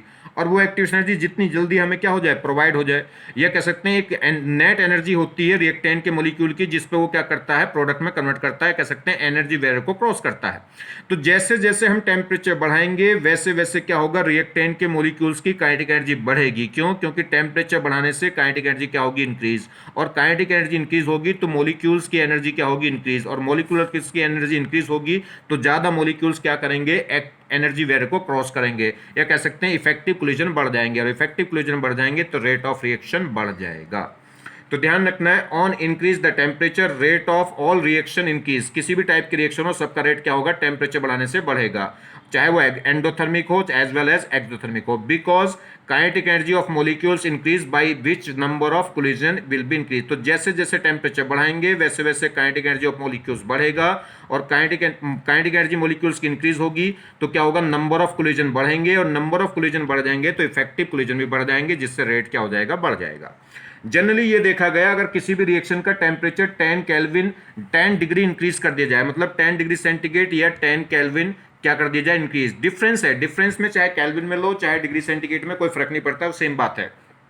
अगर किसी भी रिएक्शन का टेम्परेचर 10 डिग्री क्या कर दिया जाए, इंक्रीज कर दिया जाए, तो रिएक्शन का जो तो जनरली ये देखा गया कि रिएक्शन का जो रेट है वो 3 या 2 टाइम्स, 3 या वो डबल या ट्रिपल हो जाता है। तो अगर किसी भी रिएक्शन का टेम्परेचर 10 केल्विन या 10 डिग्री सेंटीग्रेड इंक्रीज कर दिया जाए तो उसका जो रेट है वो 2 टाइम्स या 3 टाइम्स हो जाता है, ठीक है। तो रिएक्शन का रेट डबल या ट्रिपल हो जाता है। क्यों? रीजन वही है कि अगर आप टेम्परेचर बढ़ाएंगे तो रिएक्टेंट के मॉलिक्यूल्स की काइनेटिक एनर्जी बढ़ेगी, जिससे इफेक्टिव कोलिजन बढ़ जाएंगे, जिससे रेट बढ़ जाएंगे। क्वेश्चन कभी कभी ये पूछ लेता है, कभी कभी क्वेश्चन ये पूछ लेता है कि किसी भी रिएक्शन का टेम्परेचर 10 केल्विन इंक्रीज करने से रिएक्टेंट के मॉलिक्यूल की काइनेटिक एनर्जी तो डबल नहीं होती, काइनेटिक एनर्जी तो डबल नहीं होती, मगर रिएक्शन का रेट डबल या ट्रिपल क्यों हो जाता है। तो देखिए, अगर आप समझे, ये जो मॉलिक्यूल यहां आके रुक गया, उस मॉलिक्यूल को काइनेटिक एनर्जी डबल करने की जरूरत थोड़ी, डबल तो ये है इसकी, इससे तो जरा सी और नुन्नी सी एनर्जी और चाहिए, जिससे अगर वो कहीं से मिल जाए तो तुरंत क्या हो जाएगा, प्रोडक्ट में कन्वर्ट हो जाएगा। तो रिएक्टेंट के मॉलिक्यूल, तो ध्यान, आप कैसे लिखेंगे इसका आंसर कि रिएक्शन का टेम्परेचर 10 केल्विन इंक्रीज करने से रिएक्टेंट के मॉलिक्यूल की काइनेटिक एनर्जी तो डबल नहीं होती, मगर इफेक्टिव कोलिजन क्या हो जाते हैं, डबल हो जाते हैं। तो हमें काइनेटिक एनर्जी डबल नहीं करनी, हमें इफेक्टिव कोलिजन डबल करनी है, जिससे रेट क्या है, डबल या ट्रिपल हो जाता है। क्लियर होगी बात? चलिए, एक टेम्परेचर कॉफिशिएंट है म्यू, तो टेम्परेचर कॉफिशिएंट म्यू और इसकी जो वैल्यू है 2 से 3 के बीच में लाई करती है, ध्यान रखें 2 से 3 के बीच में। चलिए, जब तक कुछ वैल्यू नहीं दे रखी तो हम इसकी वैल्यू 2 लेके चलेंगे, अगर दे रखी है तो बात खत्म हो जाएगी फिर तो देखिए, if the ratio of rate, rate का रेशो या रेट कांस्टेंट का रेशो, कोई सा एक रेशो, या तो रेट का या रेट कांस्टेंट का, if the ratio of rates या rate constant measured at the two temperature having the difference 10 degree centigrade between them and it is denoted by the mu and its value is lie between 2 and 3। तो mu की जो value है, mu क्या है, एक ratio है, किसका, rate का या रेट कांस्टेंट का, किस पे, रेट T + 10 केल्विन पे और T केल्विन पे। तो ये रेट हो गया T केल्विन पे और ये हो गया T + 10 केल्विन पे, यह हो गया T डिग्री सेंटीग्रेड पे और वो हो गया T + 10 डिग्री सेंटीग्रेड पे। तो रेट का रेशो या रेट कांस्टेंट का, रेट कांस्टेंट T टेम्परेचर पे और rate constant T + 10 kelvin temperature पे, ठीक है। तो इनका जो रेशो है वो कहलाता है टेम्परेचर कोएफिशिएंट, और इसकी वैल्यू 2 से 3 के बीच में क्या करती है, लाई करती है। तो हम क्या लिखेंगे, अब अगर क्या है, हर 10 डिग्री पे, तो हर 10 डिग्री बढ़ाने से रेट क्या हो जाएगा, म्यू टाइम्स बढ़ जाएगा।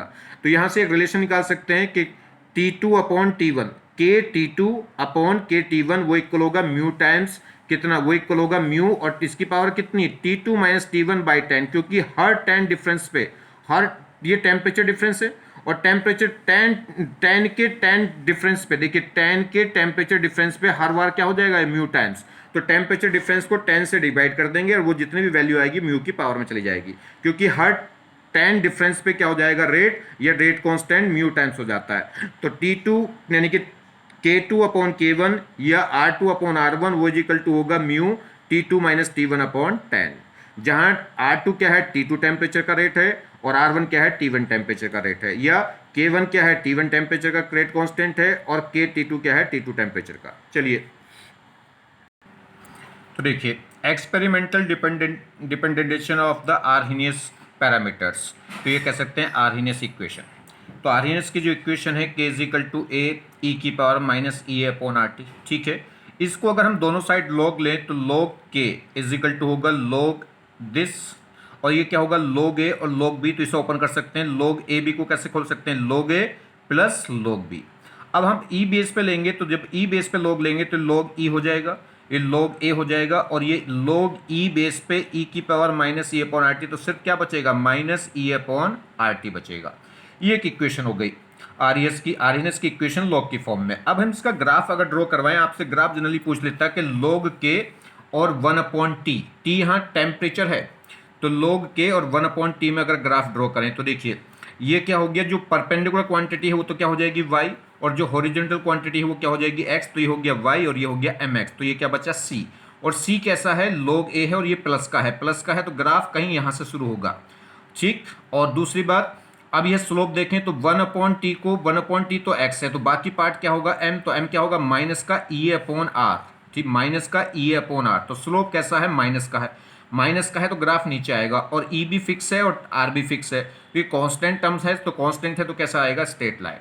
तो इसमें अगर log e बेस पे k का ग्राफ खींचेंगे और 1/t में, तो वो क्या हो जाएगा, स्ट्रेट लाइन आएगा। और कहीं यहाँ से ये जो पैरामीटर्स है ये क्या है, इंटरसेप्ट, और इंटरसेप्ट कितना है, log a, तो इसकी वैल्यू यहाँ से यहाँ तक की कितनी होगी, log a, और स्लोप कितना हो जाएगा, माइनस का e/r।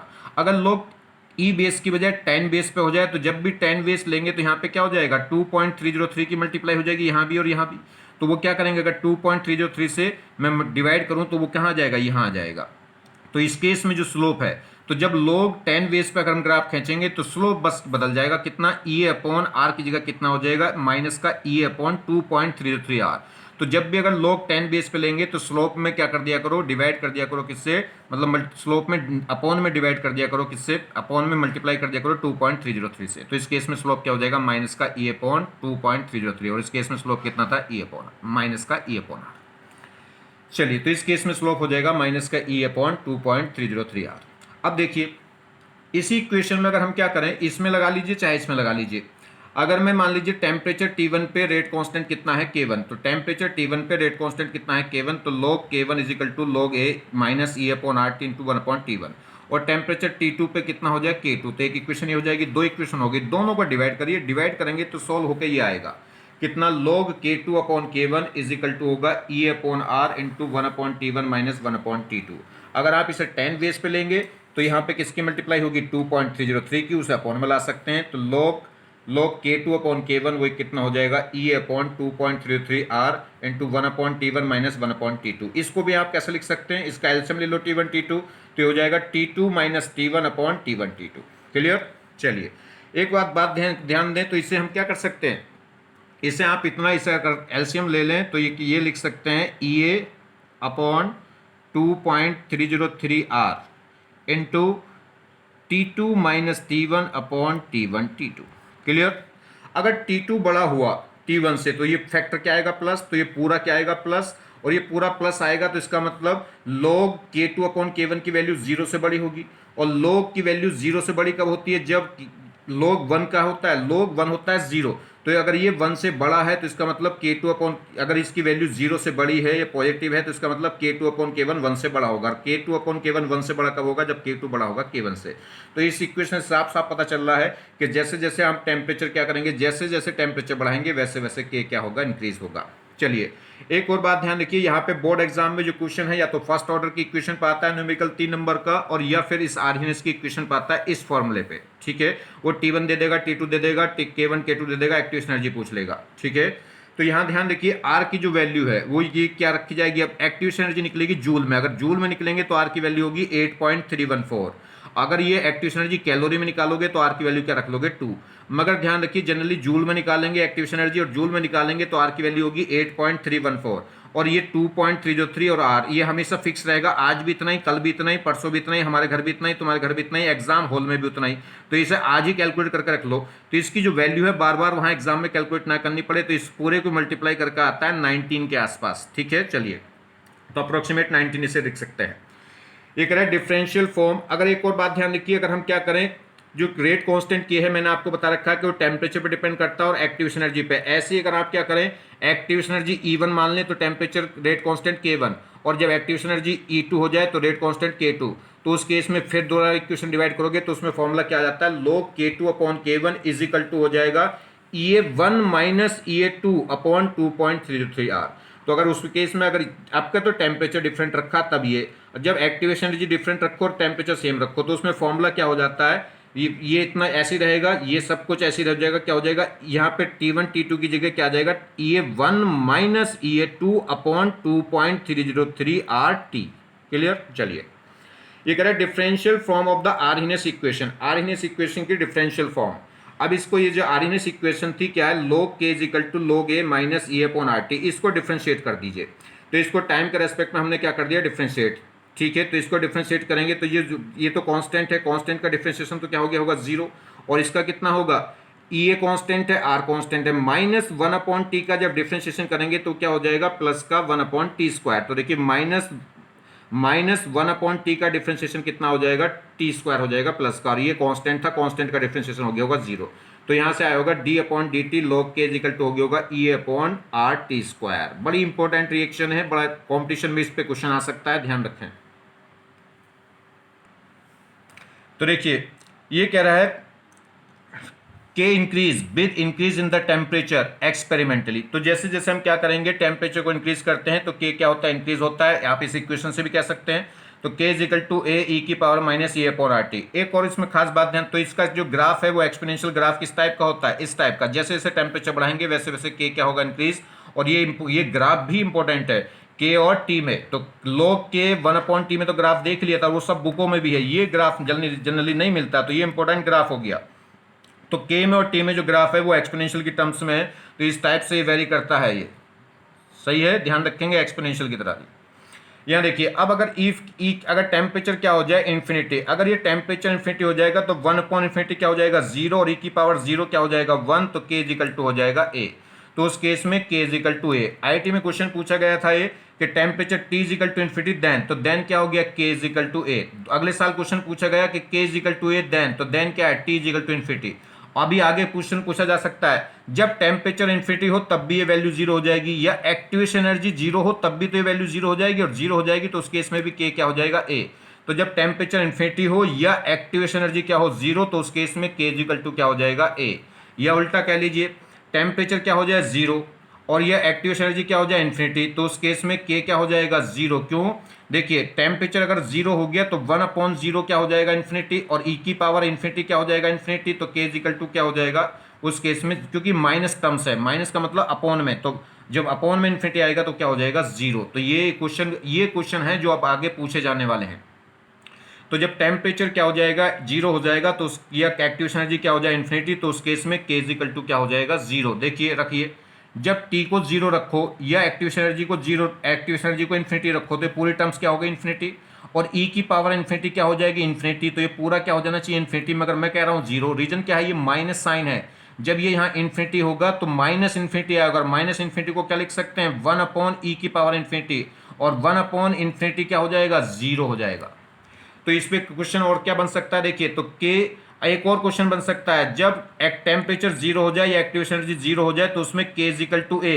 के इज इक्वल टू ए कब हुआ, जब ई की power minus E upon R T क्या हो गया, पूरा वन हो गया। एक्टिवेशन एनर्जी जीरो होने से पूरा फैक्टर जीरो, और ई की पावर जीरो का मतलब क्या हो गया, वन। तो ये बोल्ट्जमैन कांस्टेंट ही तो होता है, ई की power minus E upon R T, और जब बोल्ट्जमैन कांस्टेंट की वैल्यू वन हो गई तो इसका मतलब ऑल कोलिजन क्या हो जाएंगे, इफेक्टिव। तो all collision will be effective. मगर इसमें ध्यान रखना है क्या लिखा हुआ है यहाँ, इफ मतलब अगर टेम्परेचर इन्फिनिटी हो, क्या इन्फिनिटी हो सकता है कि टेम्परेचर इन्फिनिटी तो डिफाइन करता ही नहीं। क्या एक्टिवेशन एनर्जी जीरो हो सकती है, किसी भी रिएक्शन प्रोसीड होने के लिए कुछ ना कुछ तो एनर्जी चाहिए। अगर पेट्रोल को भी जलाओगे, petrol a lot of energy release करता है जलने के बाद, मगर पहले जलाने के लिए तो कुछ ना कुछ देना पड़ेगा। आगे बात समझ में नहीं, कोई ना कोई इनिशिएशन देना पड़ेगा। तो एक्टिवेशन एनर्जी कभी जीरो नहीं हो सकती, टेम्परेचर कभी इन्फिनिटी नहीं हो सकता, तो के कभी ए नहीं हो सकता। ठीक है, तो के की जो मैक्सिमम वैल्यू है, के की मैक्सिमम वैल्यू ए के इक्वल हो सकती है, मगर वो कब होगी, जब एक्टिवेशन एनर्जी जीरो हो या टेम्परेचर इन्फिनिटी हो, मगर ऐसा हो नहीं सकता, तो के भी ए के इक्वल नहीं हो सकता। और दूसरी बात, ऑल कोलिजन इफेक्टिव नहीं हो सकते। ये इफ वर्ड लगा दिया उन्होंने, इफ मतलब अगर ऐसा हो तब क्या होगा। तो अगर टेम्परेचर इन्फिनिटी हो जाए तो एक्टिवेशन एनर्जी जीरो हो जाएगी, के क्या हो जाएगा, ए हो जाएगा, ऑल कोलिजन इफेक्टिव हो जाएंगे। और टेम्परेचर जीरो हो जाए या एक्टिवेशन एनर्जी इन्फिनिटी हो जाए तो उस केस में क्या हो जाएगा, के की वैल्यू जीरो हो जाएगी, रिएक्शन डज नॉट प्रोसीड, उस केस में फ्रिक्शन नहीं चलेगी। तो कैटलिस्ट का इफेक्ट, अब कैटलिस्ट का इफेक्ट देखिए, ये कह रहा है the catalyst undergoes the collision with any of the reactant at the low threshold energy to the form and unstable temporary intermediate which react with the another reactant more effectively, by which catalyze, ये कह रहा है catalyze decrease the activation energy of the forward and backward reaction by provide new path which change the rate of reaction. क्या कहा उसने, catalyst कैसे effect काम करता है, तूने कहा है कैटलिस्ट जो है, कैटलिस्ट क्या करता है, catalyst undergo the collision with any reactant at low threshold energy to form a unstable temporary intermediate. Catalyst क्या करता है, लो एक्टिवेशन एनर्जी पे क्या कर जाता है, किसी रिएक्टेंट के एक मॉलिक्यूल से जाके कोलाइड करके एक इंटरमीडिएट बना लेता है, और वो इंटरमीडिएट क्या करता है, अनोदर रिएक्टेंट के मॉलिक्यूल को क्या कर देता है, इफेक्टिव करा देता है, अनोदर कोलिजन को क्या करा देता है, इफेक्टिव, जिससे क्या हो जाएगा, कैटलिस्ट क्या करता है, ओवरऑल रिएक्शन की फॉरवर्ड रिएक्शन के लिए एक्टिवेशन एनर्जी फॉरवर्ड स्टेप की और बैकवर्ड स्टेप की एक्टिवेशन एनर्जी क्या कर देता है, लो, मतलब एक लो एक्टिवेशन एनर्जी का न्यू पाथ प्रोवाइड कर देता है, जिससे रिएक्शन का रेट क्या हो जाता है, फास्ट। अगली बात समझ में, note point, since catalyst change the path but not initial and final state of reactant. ये कह रहा है कैटलिस्ट क्या करता है, सिर्फ पाथ चेंज करता है, इनिशियल और फाइनल स्टेट को रिएक्टेंट की चेंज नहीं करता। ये कह सकते हैं एंथैल्पी चेंज नहीं करेगा, डेल्टा जी रिमेन सेम। तो delta H, delta G, reactant की एनर्जी, प्रोडक्ट की एनर्जी, ये क्या रहेंगी, सेम, और इक्विलिब्रियम कांस्टेंट भी सेम रहेगा। क्या क्या चेंज होगा, threshold energy, activation energy, effective collision, rate of reaction, rate constant, ये सारी चीजें चेंज हो जाएगी। देखिए ये क्या है, नंबर ऑफ मॉलिक्यूल्स, ठीक है, ये क्या है, नंबर ऑफ मॉलिक्यूल्स है, और ये क्या है, टी टेम्परेचर पे ग्राफ है।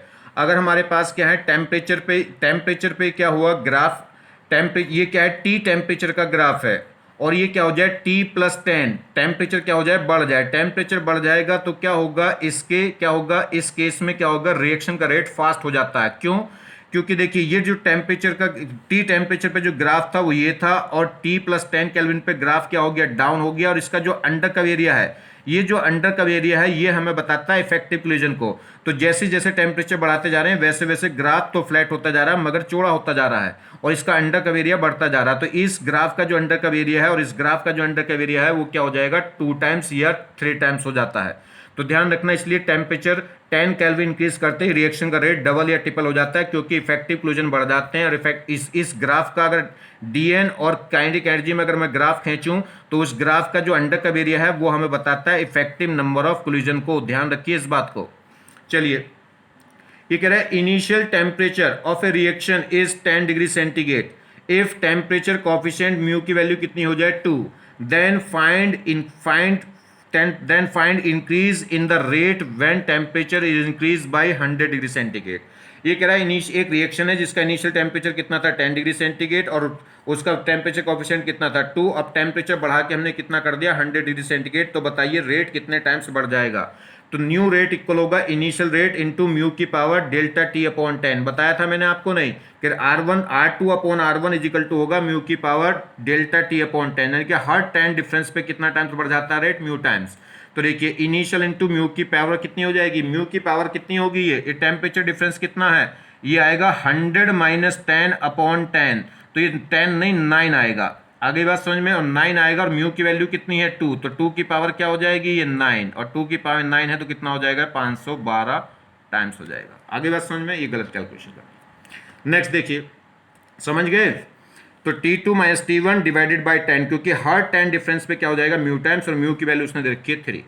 नेक्स्ट देखिए कह रहा है रेट ऑफ रिएक्शन कितना है 5.19 times when temperature is increase from 40 degree centigrade to 40 degree centigrade to T degree centigrade. If mu कितना है 3, देन फाइंड T, तो T बताना है। क्वेश्चन समझे। ये कह रहा है एक रिएक्शन है जिस रिएक्शन का रेट कितना है 5.19 टाइम्स है, 5.19 टाइम्स बढ़ जाता है कब, जब टेम्परेचर इंक्रीज कर दिया जाता है 40 डिग्री सेंटीग्रेड से बढ़ा के कितना कर दिया जाता है T डिग्री सेंटीग्रेड, जहां पे म्यू की वैल्यू 3 है। तो ये बताइए T क्या था, ये टेम्परेचर क्या था। तो देखिए यहाँ पे आपके म्यू की वैल्यू कितनी है 3, तो म्यू की पावर x क्या है, x वही तो है T2 माइनस T1 अपॉन 10, वो इजिकल टू कितना हो रहा है, वो इजिकल टू हो रहा है 5.9 है। चलिए तो देखिए यहां से हम इसे सोल्व करें तो सोल्व क्या करेंगे, इस इक्वेशन को अगर सोल्व करना है तो आप लोग ले लो, लोग ज्यादा बढ़िया चीज है। तो इसमें क्या होगा तो अगर इस टाइप की इक्वेशन को अगर आप सोल्व करोगे, क्योंकि ये पावर में इस टाइप से सोल्व नहीं हो पाएगा जब तक log ना दो, दोनों तरफ log ले लो, तो ये क्या होगा log 3 की power x is equal to होगा log 5.9। 5.9 को मैं तुरंत 6 मान लूंगा। चलिए, तो ये log ये पावर यहाँ उतर जाएगी, तो हो जाएगा x log 3 is equal to log 5.19 है, क्या है, चलिए कोई बात नहीं, 19 ले लेते हैं। चलिए, तो 19 होगा तो मैं ऑलमोस्ट 5 मान लूंगा। तो log 5 की वैल्यू कितनी होगी? log 5 की वैल्यू होती है 0.7 और ये log ये है 5.19, तो कितना मान लेंगे इसे? 5.2, तो इसकी वैल्यू क्या हो जाएगी? 0.72 अप्रोक्सीमेट। चलिए, तो यहाँ से x और log 3 की वैल्यू हमें पता होती है 0.48, तो log 3 की वैल्यू रख ली, log 5 की वैल्यू रख ली।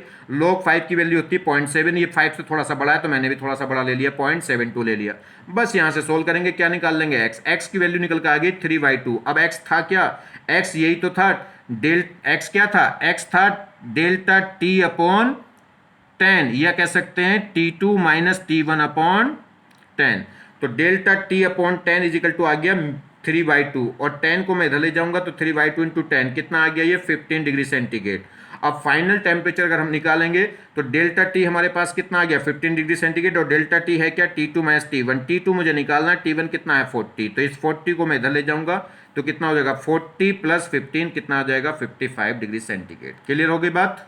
नेक्स्ट देखिए, ये ऐसे देखिए सेकंड मेथड, ये 5.13 था जो टेम्परेचर इन रेट का चेंज है, रेट का जो इंक्रीजमेंट, मतलब R2 अपॉन R1 कितना था? 5.19। इतने टाइम्स रेट क्या हो गया? इंक्रीज। वो इज इक्वल टू होना चाहिए म्यू की पावर डेल्टा टी अपॉन 10, और म्यू कितना था? 3, तो म्यू की पावर डेल्टा टी अपॉन 10। चलिए, अब इसे 5.13 किससे आता है? ये इसकी जो वैल्यू है वो होगी 3√3। 3√3 आप अंदाजा लगा सकते हैं। जैसे हमारे पास क्या है, अगर मेरे पास 4 होता तो 4 की वैल्यू कितनी होती है? अगर मैं जैसे देखिए इसकी वैल्यू अगर मैं करूंगा तो ये 3 और √3 की वैल्यू होती है 1.7, तो 3 इंटू 1.7 सोल्व करूंगा तो 5.2 के आसपास आएगा। तो इसे आप अगर अब इसे इसमें कन्वर्ट कर सको तो बहुत आसान हो जाएगा 3 की फॉर्म में, और 3 की फॉर्म में अगर इस वैल्यू को 3 की फॉर्म में कन्वर्ट कर लो, क्योंकि म्यू 3 में था, अब बड़े आराम से निकल सकता है। ये क्या है? 3 की पावर 1 यहाँ है, और √3 का मतलब 3 की पावर कितनी? हाफ, तो 3 की पावर कितनी हो गई? 1 प्लस 0.5 मतलब 1.5। तो इसे मैं कैसे लिख सकता हूं? 3 की पावर 1 यहाँ है और इसकी रूट का मतलब है हाफ पावर, तो ये कितना हो गया? 3 की पावर 1.5 इज इक्वल टू है 3 की पावर डेल्टा टी अपॉन 10। बस अब तो कंपेयर कर दो, 1.5 किसके इक्वल हो गया?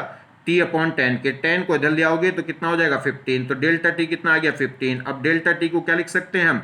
T2 minus T1। T2 तो कितना है? T2 निकालना है, T1 कितना है? 40 इज इक्वल टू कितना है? 15 डिग्री सेंटीग्रेड। बस कितना हो जाएगा? 55। इसको इधर ले आएंगे। नेक्स्ट, तो लॉग लेके दोनों साइड लॉग लेके अगर सोल्व करोगे पिछले क्वेश्चन को तो वो ज्यादा आसान रहता है, और लॉग तो बहुत आसान से सोल्व हो जाता है। अगर आपको लॉग सोल्व करना नहीं आता किसी को तो उसकी एक अलग से लेक्चर बना देंगे, फिर फटाफट हो जाएगा लॉग आपसे। देखिए, calculate the value of pre exponential factor. Pre exponential factor मतलब ए, आर्हीनेस कांस्टेंट ए की बात कर रहा है ये। तो calculate the value of pre exponential factor and activation energy in kilo calorie in the following equation. ये हमें इक्वेशन दे रखी, k is equal to 6 minus 2000 upon T. ठीक है, तो हमारे पास आरएनएस की इक्वेशन थी क्या? log k था। देखो, तो log k is equal to था log a minus E upon 2.303 RT, क्योंकि उसने log 10 बेस में दे रखा, तो किसकी वैल्यू आ जाएगी? ये। बस अब तो कंपेयर करना है। ये log a किसके इक्वल होगा? 6 के, तो log a is equal to आ गया 6, तो एंटी लॉग लेके क्या निकाल लेंगे? a। एंटी लॉग का मतलब क्या होता है? जो पावर, जो बेस होता है वो कहां चला जाएगा? यहाँ पावर में। तो अगर मैं इसका एंटी लॉग लूंगा तो log a is equal to क्या आ जाएगा? ये जो बेस होता है वो उधर चला जाएगा, तो 10 की पावर 6। एंटी लॉग किससे निकलता है? एंटी लॉग जब जिसका भी एंटी लॉग निकालो 10 की पावर में पहुंचा दे करो। तो अगर एंटी लॉग 6 निकालूंगा तो क्या हो जाएगा? 10 की पावर 6। चलिए, अब क्या निकालना है? Activation energy. तो इसकी कंपेरिजन इससे कर दो, तो देखिए E upon 2.03 RT is equal to कितना होगा? 2000 अपॉन कितना? T। तो T से T गया।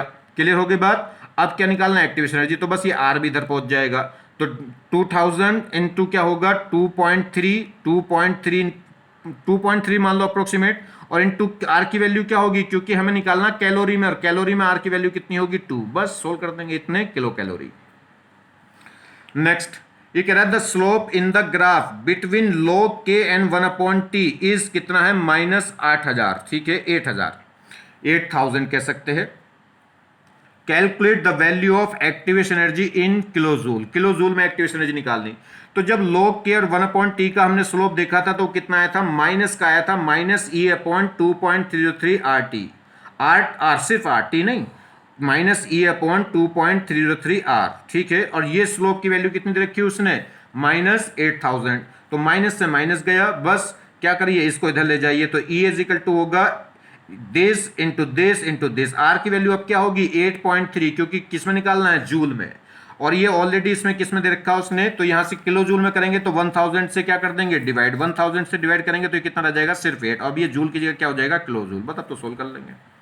नेक्स्ट देखिए, ये कह रहा है the value of rate constant is double, value of rate constant is double when temperature is increase from 27 degree centigrade to 30 degree centigrade, calculate the activation energy in kilojoule. इस type का question board exam में आता है। ये कह रहा है कि हमें क्या करना है, वैल्यू ऑफ रेट कांस्टेंट बता दिए, कह रहा है value of rate constant is double, rate constant की वैल्यू डबल हो गई कब, जब टेम्परेचर 27 डिग्री सेंटीग्रेड से बढ़ा के कितना कर दिया, 30 डिग्री सेंटीग्रेड, तो एक्टिवेशन एनर्जी बताइए। तो रेट कांस्टेंट डबल हो गया तो इसका मतलब K2 अपॉन K1 कितना की वैल्यू क्या हो गई 2, तो K1 अपॉन K2 कितना हो जाएगा 2, तो फॉर्मूला लगा दीजिए, log K2 upon K1 is equal to होगा EA upon 2.303 R into T2 minus T1 upon T1 T2, बस फॉर्मूला रखिए और वैल्यू रख दीजिए। रेट कांस्टेंट डबल हो गया, इसका मतलब K2 अपॉन K1 क्या हो गया 2, अगर K1 K है तो K2 कितना हो गया 2K, तो इनका रेशो कितना आ गया 2।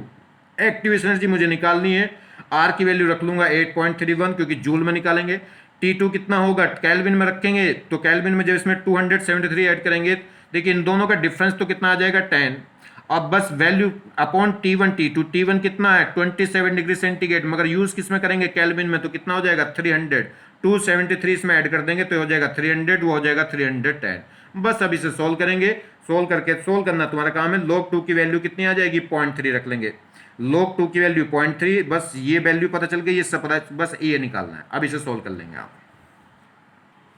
देखिए नेक्स्ट क्वेश्चन ये कह रहा है half life of first order reaction, half life of the first order reaction कितना 20 minutes and 5 minutes at 27 degree centigrade and 40 degree centigrade, ये बताना है।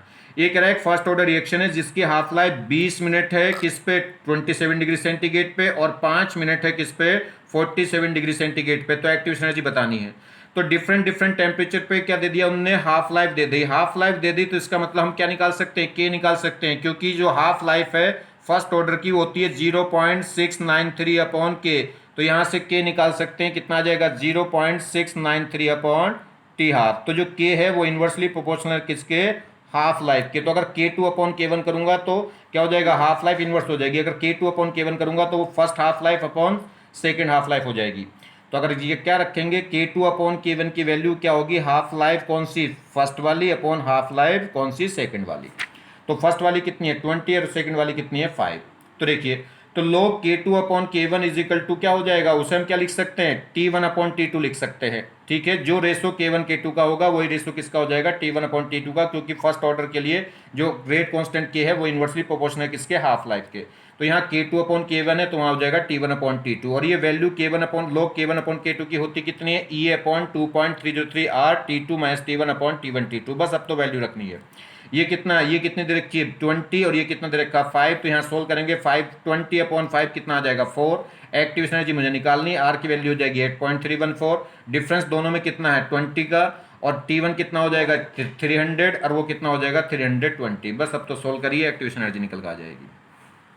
सोल्व करना आपका काम। देखिए next the value of activation energy, the value of activation energy for H2 plus I2, इससे क्या बना 2HI इज इतने, एक रिएक्शन दे रखी है, इस रिएक्शन के लिए एक्टिवेशन एनर्जी दे रखी है इतने kilo calorie at 500 kelvin, calculate the fraction of molecules, मतलब बोल्ट्जमैन कांस्टेंट बताना है, calculate the fraction of molecule having energy equal और मोर देन एक्टिवेशन एनर्जी।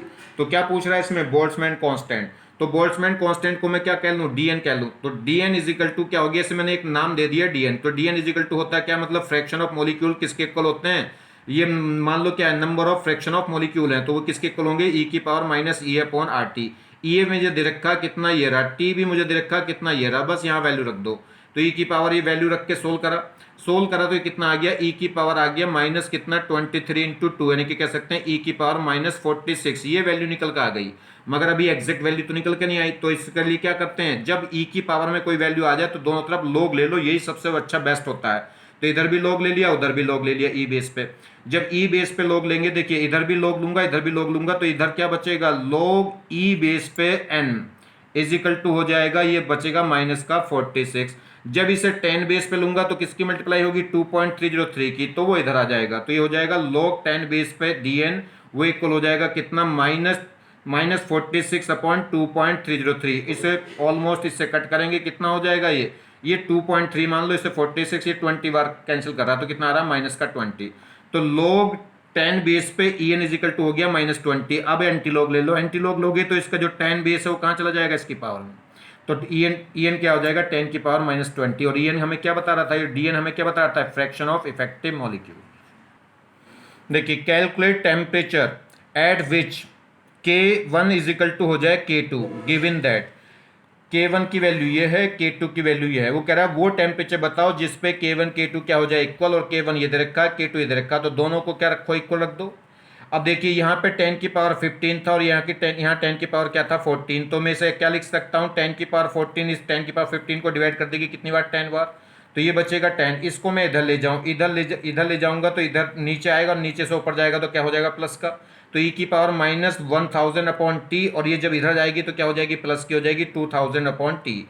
इसे हम ऐड करेंगे तो ये माइनस का 1000 है, प्लस का 2000, तो प्लस का 1000 अपॉन टी बचा होगा। तो बस अब तो बात खत्म हो गई। अब तो क्या लेना है, लोग ले लो। इधर ई बेस पे लोग लोगे तो ई लोग 10 इजिकल टू हो जाएगा, जब ई बेस पे लेंगे तो सिर्फ ये बचेगा 1000 अपॉन टी। जब इसे 10 बेस पे लोगे तो किसकी मल्टीप्लाई कर दोगे, 2.303 की। इसको अब कहाँ लिया हो आपको, हमें क्या निकालना है, इसको लोग को हटाना है, तो इसको देखो इधर ले आओ और इसमें क्या करेंगे, या log 10 तो कितना हो गया 1, log 10 की वैल्यू हो गई 1, तो बस ये बचा 2.303 इक्वल टू 1000 अपॉन टी, तो बस टी आ जाएगा, टी को इधर तो इसको इधर, सोल्व हो जाएगा इतने केल्विन। नेक्स्ट ये कह रहा है rate constant first order, rate constant of first second and third step of a complex reaction are K1 K2 and K3 if net rate constant is इतने and value of activation energy of the first second and third are इतने इतने इतने kilo calorie, calculate the net Arrhenius constant of reaction. समझ में आ गई बात। ये कह रहा है एक रिएक्शन, एक कॉम्प्लेक्स रिएक्शन है जिसमें 3 स्टेप में, फर्स्ट सेकंड थर्ड, और तीनों स्टेप की अलग अलग रेट कांस्टेंट है K1 K2 K3, और तीनों स्टेप की अलग अलग एक्टिवेशन एनर्जी है 60 10 और 30। और इस पूरी इक्वेशन का, पूरी कॉम्प्लेक्स रिएक्शन का जो इक्विलिब्रियम कांस्टेंट है वो K1 into K3 upon K2 है। तो कह रहा है आर्हेनियस कांस्टेंट बताइए, calculate the net activation energy. अच्छा टोटल एक्टिवेशन एनर्जी पूछ रहा है। अगर नेट रेट कांस्टेंट तो ये है, तो नेट क्या बताना है, एक्टिवेशन एनर्जी बतानी रिएक्शन के लिए। अलग अलग स्टेप हैं, अलग अलग स्टेप के लिए K1 K2 रेट कांस्टेंट है, अलग अलग स्टेप के लिए एक्टिवेशन एनर्जी है। अगर नेट क्या हो जाए, नेट रेट कांस्टेंट इतना हो जाए तो नेट एक्टिवेशन एनर्जी कितनी होगी।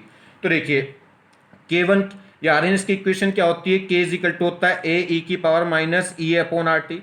तो ये K1 हो गया तो E1 कितनी हो गई माइनस 60, ये K2 हो गया तो E2 कितनी हो गई माइनस की 10, और K3 हो गया तो यहाँ एक्टिवेशन एनर्जी कितनी हो गई 30। ये इक्वेशन रखी। अब वो कह रहा है कि नेट इक्विलिब्रियम कांस्टेंट कितना है, वो K जो नेट कांस्टेंट है, जो नेट इक्विलिब्रियम कांस्टेंट है वो कितना है, K1 into K2 upon K3 है। तो रखिए वैल्यू सबकी।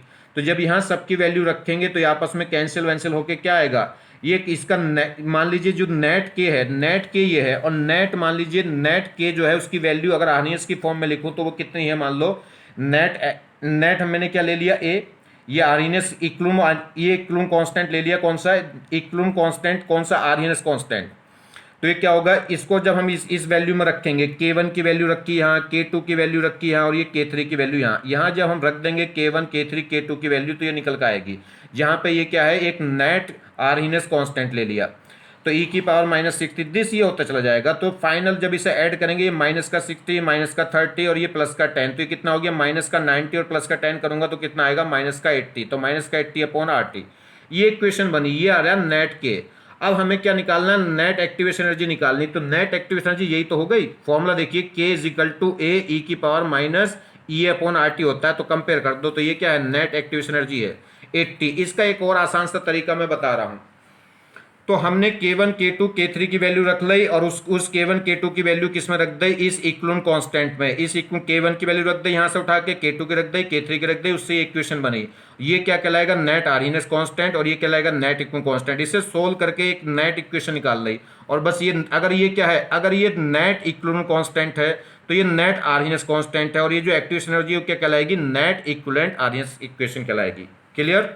तो ये वो कितनी आ गई, यहां से वैल्यू 80 आ गई। माइनस तो फॉर्मूले में होता है, तो सिर्फ क्या हो गई 80। एक और तरीका जरा आप समझिए, जिस रेशो में ये के की वैल्यू निकल रही इक्विवेलेंट कांस्टेंट की, उसी तरीके से निकलेगी क्या है, उसी तरीके से एक्टिवेशन एनर्जी निकल जाएगी, नेट एक्टिवेशन एनर्जी रिएक्शन की। कैसे, सुनिए, जहां K1 है तो वहां E1 रखो, जहां K3 है वहां E3 एक्टिवेशन एनर्जी थर्ड रखो, और जहां K2 है वहां सेकंड एक्टिवेशन एनर्जी रखो। मगर क्या रखना है, जहां मल्टीप्लाई है वहां तो प्लस, और जहां डिवाइड है वहां माइनस। तो देखो जरा थोड़ा सा समझो, K1 इंटू K2 है, तो जहां इंटू है वहां क्या रखना, प्लस। K1 है तो E1 रख लो, कितनी हो गई 60। K3 है तो E3 रख लो, कितनी 30। और क्या है, अगर K2 है तो कितना रख लो, EF2 रख लो, एक्टिवेशन एनर्जी सेकेंड। अगर ये मल्टीप्लाई है तो वहां कर दो प्लस, और अगर ये डिवाइड है तो वो क्या कर दो, माइनस। देखो आंसर कितना आ गया, 90 माइनस 10 इज इक्वल टू 80। तो डायरेक्ट आप यूज कर लेंगे इसे। बस क्या रखना, जहां प्लस है, जहां मल्टीप्लाई है वहां प्लस कर देना, जहां डिवाइड है वहां माइनस कर देना। नेक्स्ट देखिए, which reaction will show more value of rate constant का रेशो दे रखा है किस पे, 300 पे और 240 पे। 240 और 300 पे रेट कांस्टेंट का रेशो बताना, इनमें से किस रिएक्शन के लिए ज्यादा है। तो देखिए, जो रेट कांस्टेंट का रेशो है, rate constant log K2 upon K1 क्या होता था, E अपॉन 2.303 RT, यही तो होता था। तो इसके डायरेक्टली प्रोपोर्शनली तो होगा ये, अगर log हटा दिया मैंने तो बस इसके डायरेक्टली प्रोपोर्शनल होगा। तो यहाँ देखिए, इसमें एक्टिव, ये क्या दे रखा है, अलग अलग इक्वेशन दे रखी है। इस इक्वेशन के लिए एक्टिवेशन एनर्जी ये है, इसके लिए ये है, इसके लिए है, इसके लिए है। तो पूछ रहा है इनमें से, इन चारों रिएक्शन में से किस रिएक्शन के लिए ये K2 अपॉन K1 की वैल्यू अधिक होगी, मैक्स मोर होगी, किसकी, K300 और K200 पे। तो देखिए, ये डायरेक्टली प्रोपोर्शनल होगा आर्हीनेस इक्वेशन से इसके। तो जिसकी एक्टिवेशन एनर्जी क्या होगी, ज्यादा, तो जिसकी एक्टिवेशन एनर्जी ज्यादा होगी उसका टेम्परेचर का इफेक्ट क्या होगा, ज्यादा होगा। जिसकी एक्टिवेशन एनर्जी ज्यादा होगी उसका टेम्परेचर का इफेक्ट क्या होता है, ज्यादा होता है। उसकी स्पीड ऑफ रिएक्शन क्या होगी, कम। हमें तो इसका फैक्ट, हमें तो इसकी वैल्यू पता चलनी है। तो इसकी वैल्यू ज्यादा किसके लिए होगी, जिसके लिए एक्टिवेशन एनर्जी ज्यादा होगी। साफ साफ पता चल रहा है, डायरेक्टली प्रोपोर्शनल होता है। K2 अपॉन K1 का रेशो डायरेक्टली प्रोपोर्शनल होगा आर्हीनेस इक्वेशन से A के। तो जितनी ज्यादा एक्टिवेशन एनर्जी ज्यादा देख लो किसमें, थर्ड में। इसमें 65, इसमें 40, इसमें 80, इसमें 25। तो सबसे ज्यादा किसमें है, थर्ड में। तो सबसे ज्यादा मोर इफेक्टिव वैल्यू इस के रेशो की किसमें होगी, जहां एक्टिवेशन एनर्जी ज्यादा होगी। तो ये बात भी ध्यान रखनी है, जिसकी एक्टिवेशन एनर्जी ज्यादा होती है वहां पे टेम्परेचर का इफेक्ट क्या होता है, ज्यादा होता है। तो स्पीड ऑफ रिएक्शन क्या हो जाती है, वहां कम हो जाती है। तो देखिए, के का जो रेशो था वो क्या था, म्यू था, या रेट का जो रेशो था वो म्यू था। अगर हम आरएनएस इक्वेशन में क्या लेंगे, log K1 K2 upon K1, या कह सकते हैं log म्यू, और वो डायरेक्ट होगा एक्टिवेशन एनर्जी के। तो जितनी ज़्यादा एक्टिवेशन एनर्जी होगी उतना टेम्परेचर का इफेक्ट क्या होगा, ज़्यादा होगा। चलिए खैर, ये एक्स्ट्रा है कुछ केमिकल काइनेटिक्स से, मगर क्या है, ये एक्स्ट्रा करना पड़ेगा क्योंकि एक जनरल बातें हैं ये, ठीक है। तो देखिए, एक parallel reaction, parallel first order reaction, हमारे पास क्या है, जैसे ए क्या है, ए ही बी में कन्वर्ट हो रहा है और ए ही सी में कन्वर्ट हो रहा है। ऐसे कह सकते हैं ए से बी भी बन रहा है और ए से सी भी बन रहा है। ए से बी बनने का रेट कांस्टेंट K1 और सी बनने का रेट कांस्टेंट K2। ये ऐसे लिख सकते हैं कि ए से बी बन रहा है और सी बन रहा है, K1 और K2 इनकी क्या है, रेट कांस्टेंट है। तो बी के बनने का रेट और सी के बनने का रेट का दोनों का सम क्या होगा, ए के घटने का रेट। अगर हम बात करें rate of appearance of B, तो बी के केस के लिए रेट कांस्टेंट हो गया K1 और रिएक्टेंट हो गया ए, तो K1A। सी के बनने का रेट क्या होगा, सी के बनने के लिए रिएक्टेंट कौन हो गया, ए। अगर इस इक्वेशन के लगाएं तो रेट ऑफ अपीयरेंस ऑफ सी क्या होगा, K2 इंटू ए। इन दोनों को ऐड करें तो वही क्या कहलाएगा, वो क्या कहलाएगा, rate of disappearance of A. तो वो दोनों को ऐड कर देंगे तो K1 प्लस K2, ए क्या आ जाएगा, कॉमन, और इसे नेट के बोल सकते हैं पूरी इक्वेशन का। तो नेट के हो गया। तो नेट के किसका आ गया, देखिए K1 प्लस K2, या कह सकते हैं ओवरऑल। तो अगर मान लीजिए 3 या 4 स्टेप में टूट रहा हो तो नेट के किससे निकल जाएगा, K1 plus K2 plus K3 plus K4 up to date, ठीक है। तो अब अगर हम बात करें किसे फर्स्ट ऑर्डर इक्वेशन लगाएं तो रिमेनिंग कंसिडरेशन क्या होती थी, इनिशियल कंसिडरेशन इंटू ई की पावर माइनस KT, और यहाँ के क्या आएगा, टोटल वाला, नेट वाला।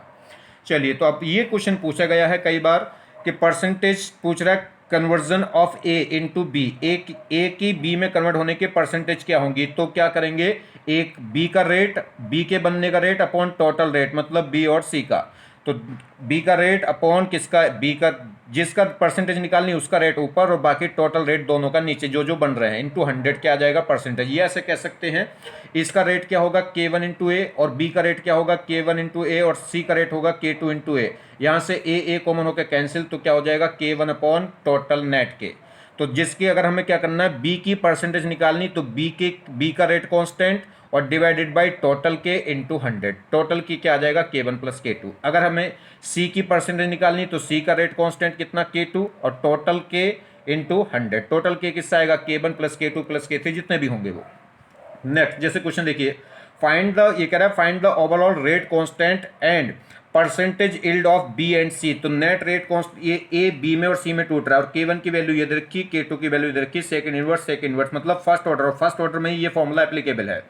चलिए, तो नेट के तो किससा आ जाएगा K1 प्लस K2 से, जितने भी स्टेप में, अगर वो 3 में टूट रहा होगा तो K1 plus K2 plus K3, फिलहाल 2 में टूट रहा है तो K1 प्लस K2 ही आ गया, दोनों को ऐड कर देंगे, नेट के आ गया।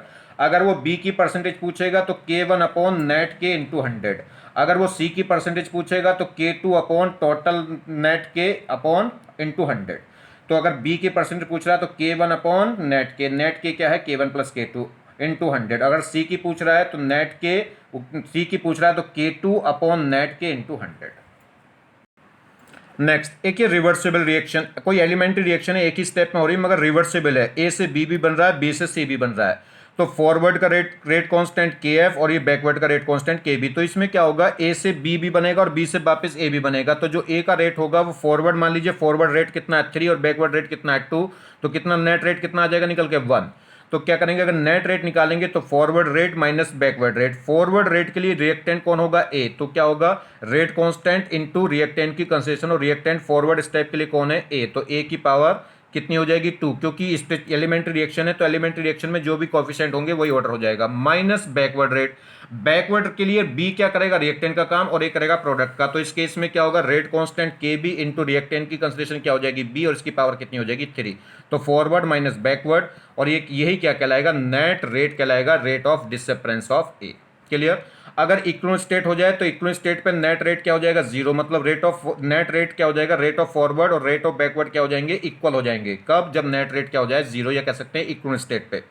तो उसमें फॉरवर्ड रेट और बैकवर्ड रेट को इक्वल कर देना, तो वहां से क्या आ जाएगा, rate constant of forward upon rate constant backward का रेशियो क्या कहलाता है, एक नया कांस्टेंट जिसे बोलते हैं इक्विवेलेंट कांस्टेंट या KC, वो आ जाएगा प्रोडक्ट की कंसिडरेशन अपॉन रिएक्टेंट की। देखो वही आनी चाहिए, प्रोडक्ट की कंसिडरेशन अपॉन रिएक्टेंट की, जो भी स्टेचोमेट्री है वो कहाँ चले जाते हैं पावर में, तो बी की पावर 3 और ए की पावर 2। नेक्स्ट देखिए, ये कह रहा है 2NO2 इससे क्या बना है N2O4, और ये रिवर्सिबल रिएक्शन है, फॉरवर्ड का रेट कांस्टेंट K1 और बैकवर्ड का K2। तो पूछ रहा है नेट रेट बताओ रिएक्शन का, तो नेट रेट क्या होगा फॉरवर्ड माइनस बैकवर्ड। फॉरवर्ड के लिए क्या होगा, फॉरवर्ड के लिए रिएक्टेंट होगा N2, तो इसका रेट क्या हो जाएगा K1 इंटू NO2 की कंसिडरेशन की पावर कितनी हो जाएगी 2, और माइनस बैकवर्ड, बैकवर्ड के लिए रिएक्टेंट कौन होगा N2O4, तो और रेट कांस्टेंट कौन होगा K2, तो K2 इंटू N2O4 की पावर कितनी हो जाएगी 1। क्लियर। नेक्स्ट सीरीज रिएक्शन, वो पैरेलल रिएक्शन थी सबसे पहले वाली, ये सीरीज रिएक्शन। सीरीज में क्या है, ए से बी भी बना, बी से फिर सी बना।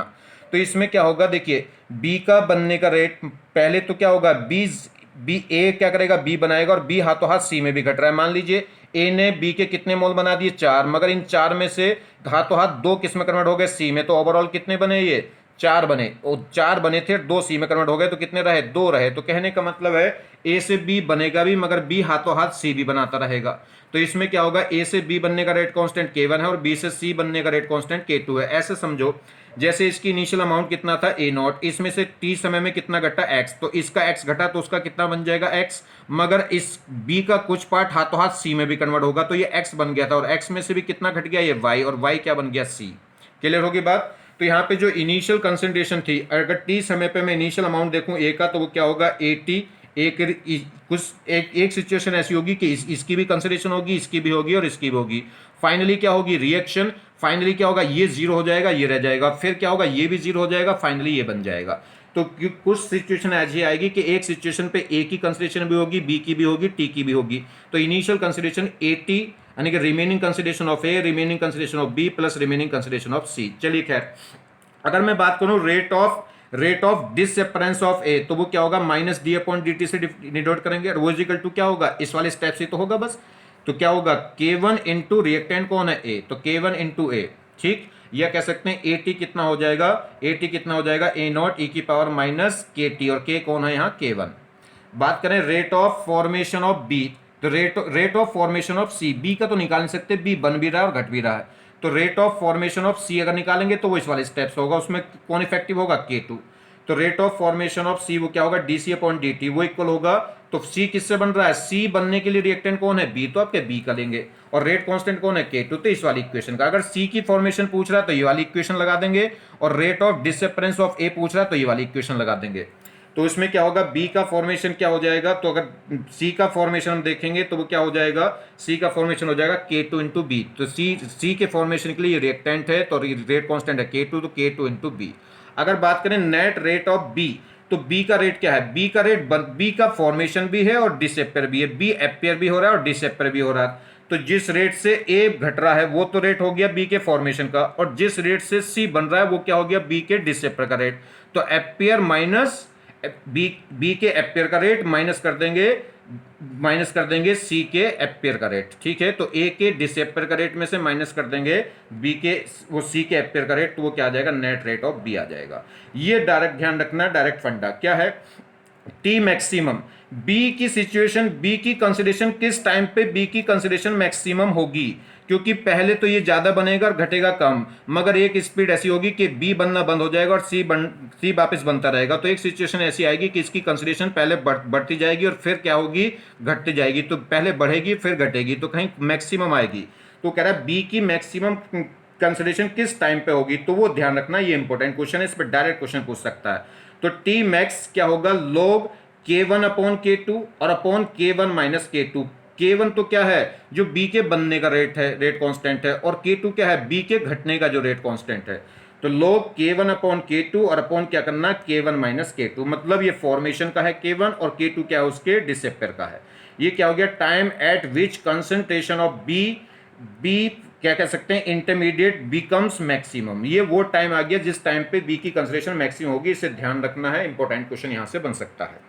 अगर ग्राफ पूछ ले इस इक्वेशन में, तो ए की कंसंट्रेशन तो लगातार घटती जाएगी और क्या हो जाएगा जीरो, और सी की कंसंट्रेशन लगातार बढ़ती जाएगी और ठीक है, मगर बी क्या होगा पहले बढ़ेगा और फिर घटेगा, फाइनली सी बी भी जीरो हो जाएगा, ए भी जीरो हो जाएगा और सी बन जाएगा, तो ए तो सीधा सीधा घटता चला जाएगा, बी बन भी रहा है और घट भी रहा है, तो इसलिए बी की कंसंट्रेशन पहले बढ़ेगी और फिर घटेगी, और सी लगातार बढ़ता चला जाएगा।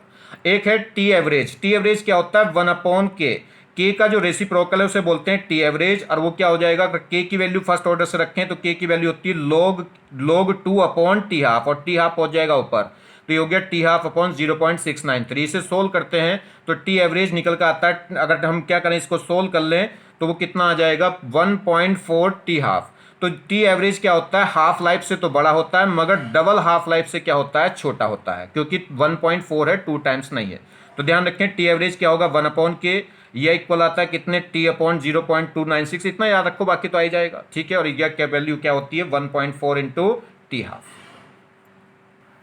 कॉल करें 8218612398 और कमर पे बैग टांगे नोटबुक डाल के आ जाओ।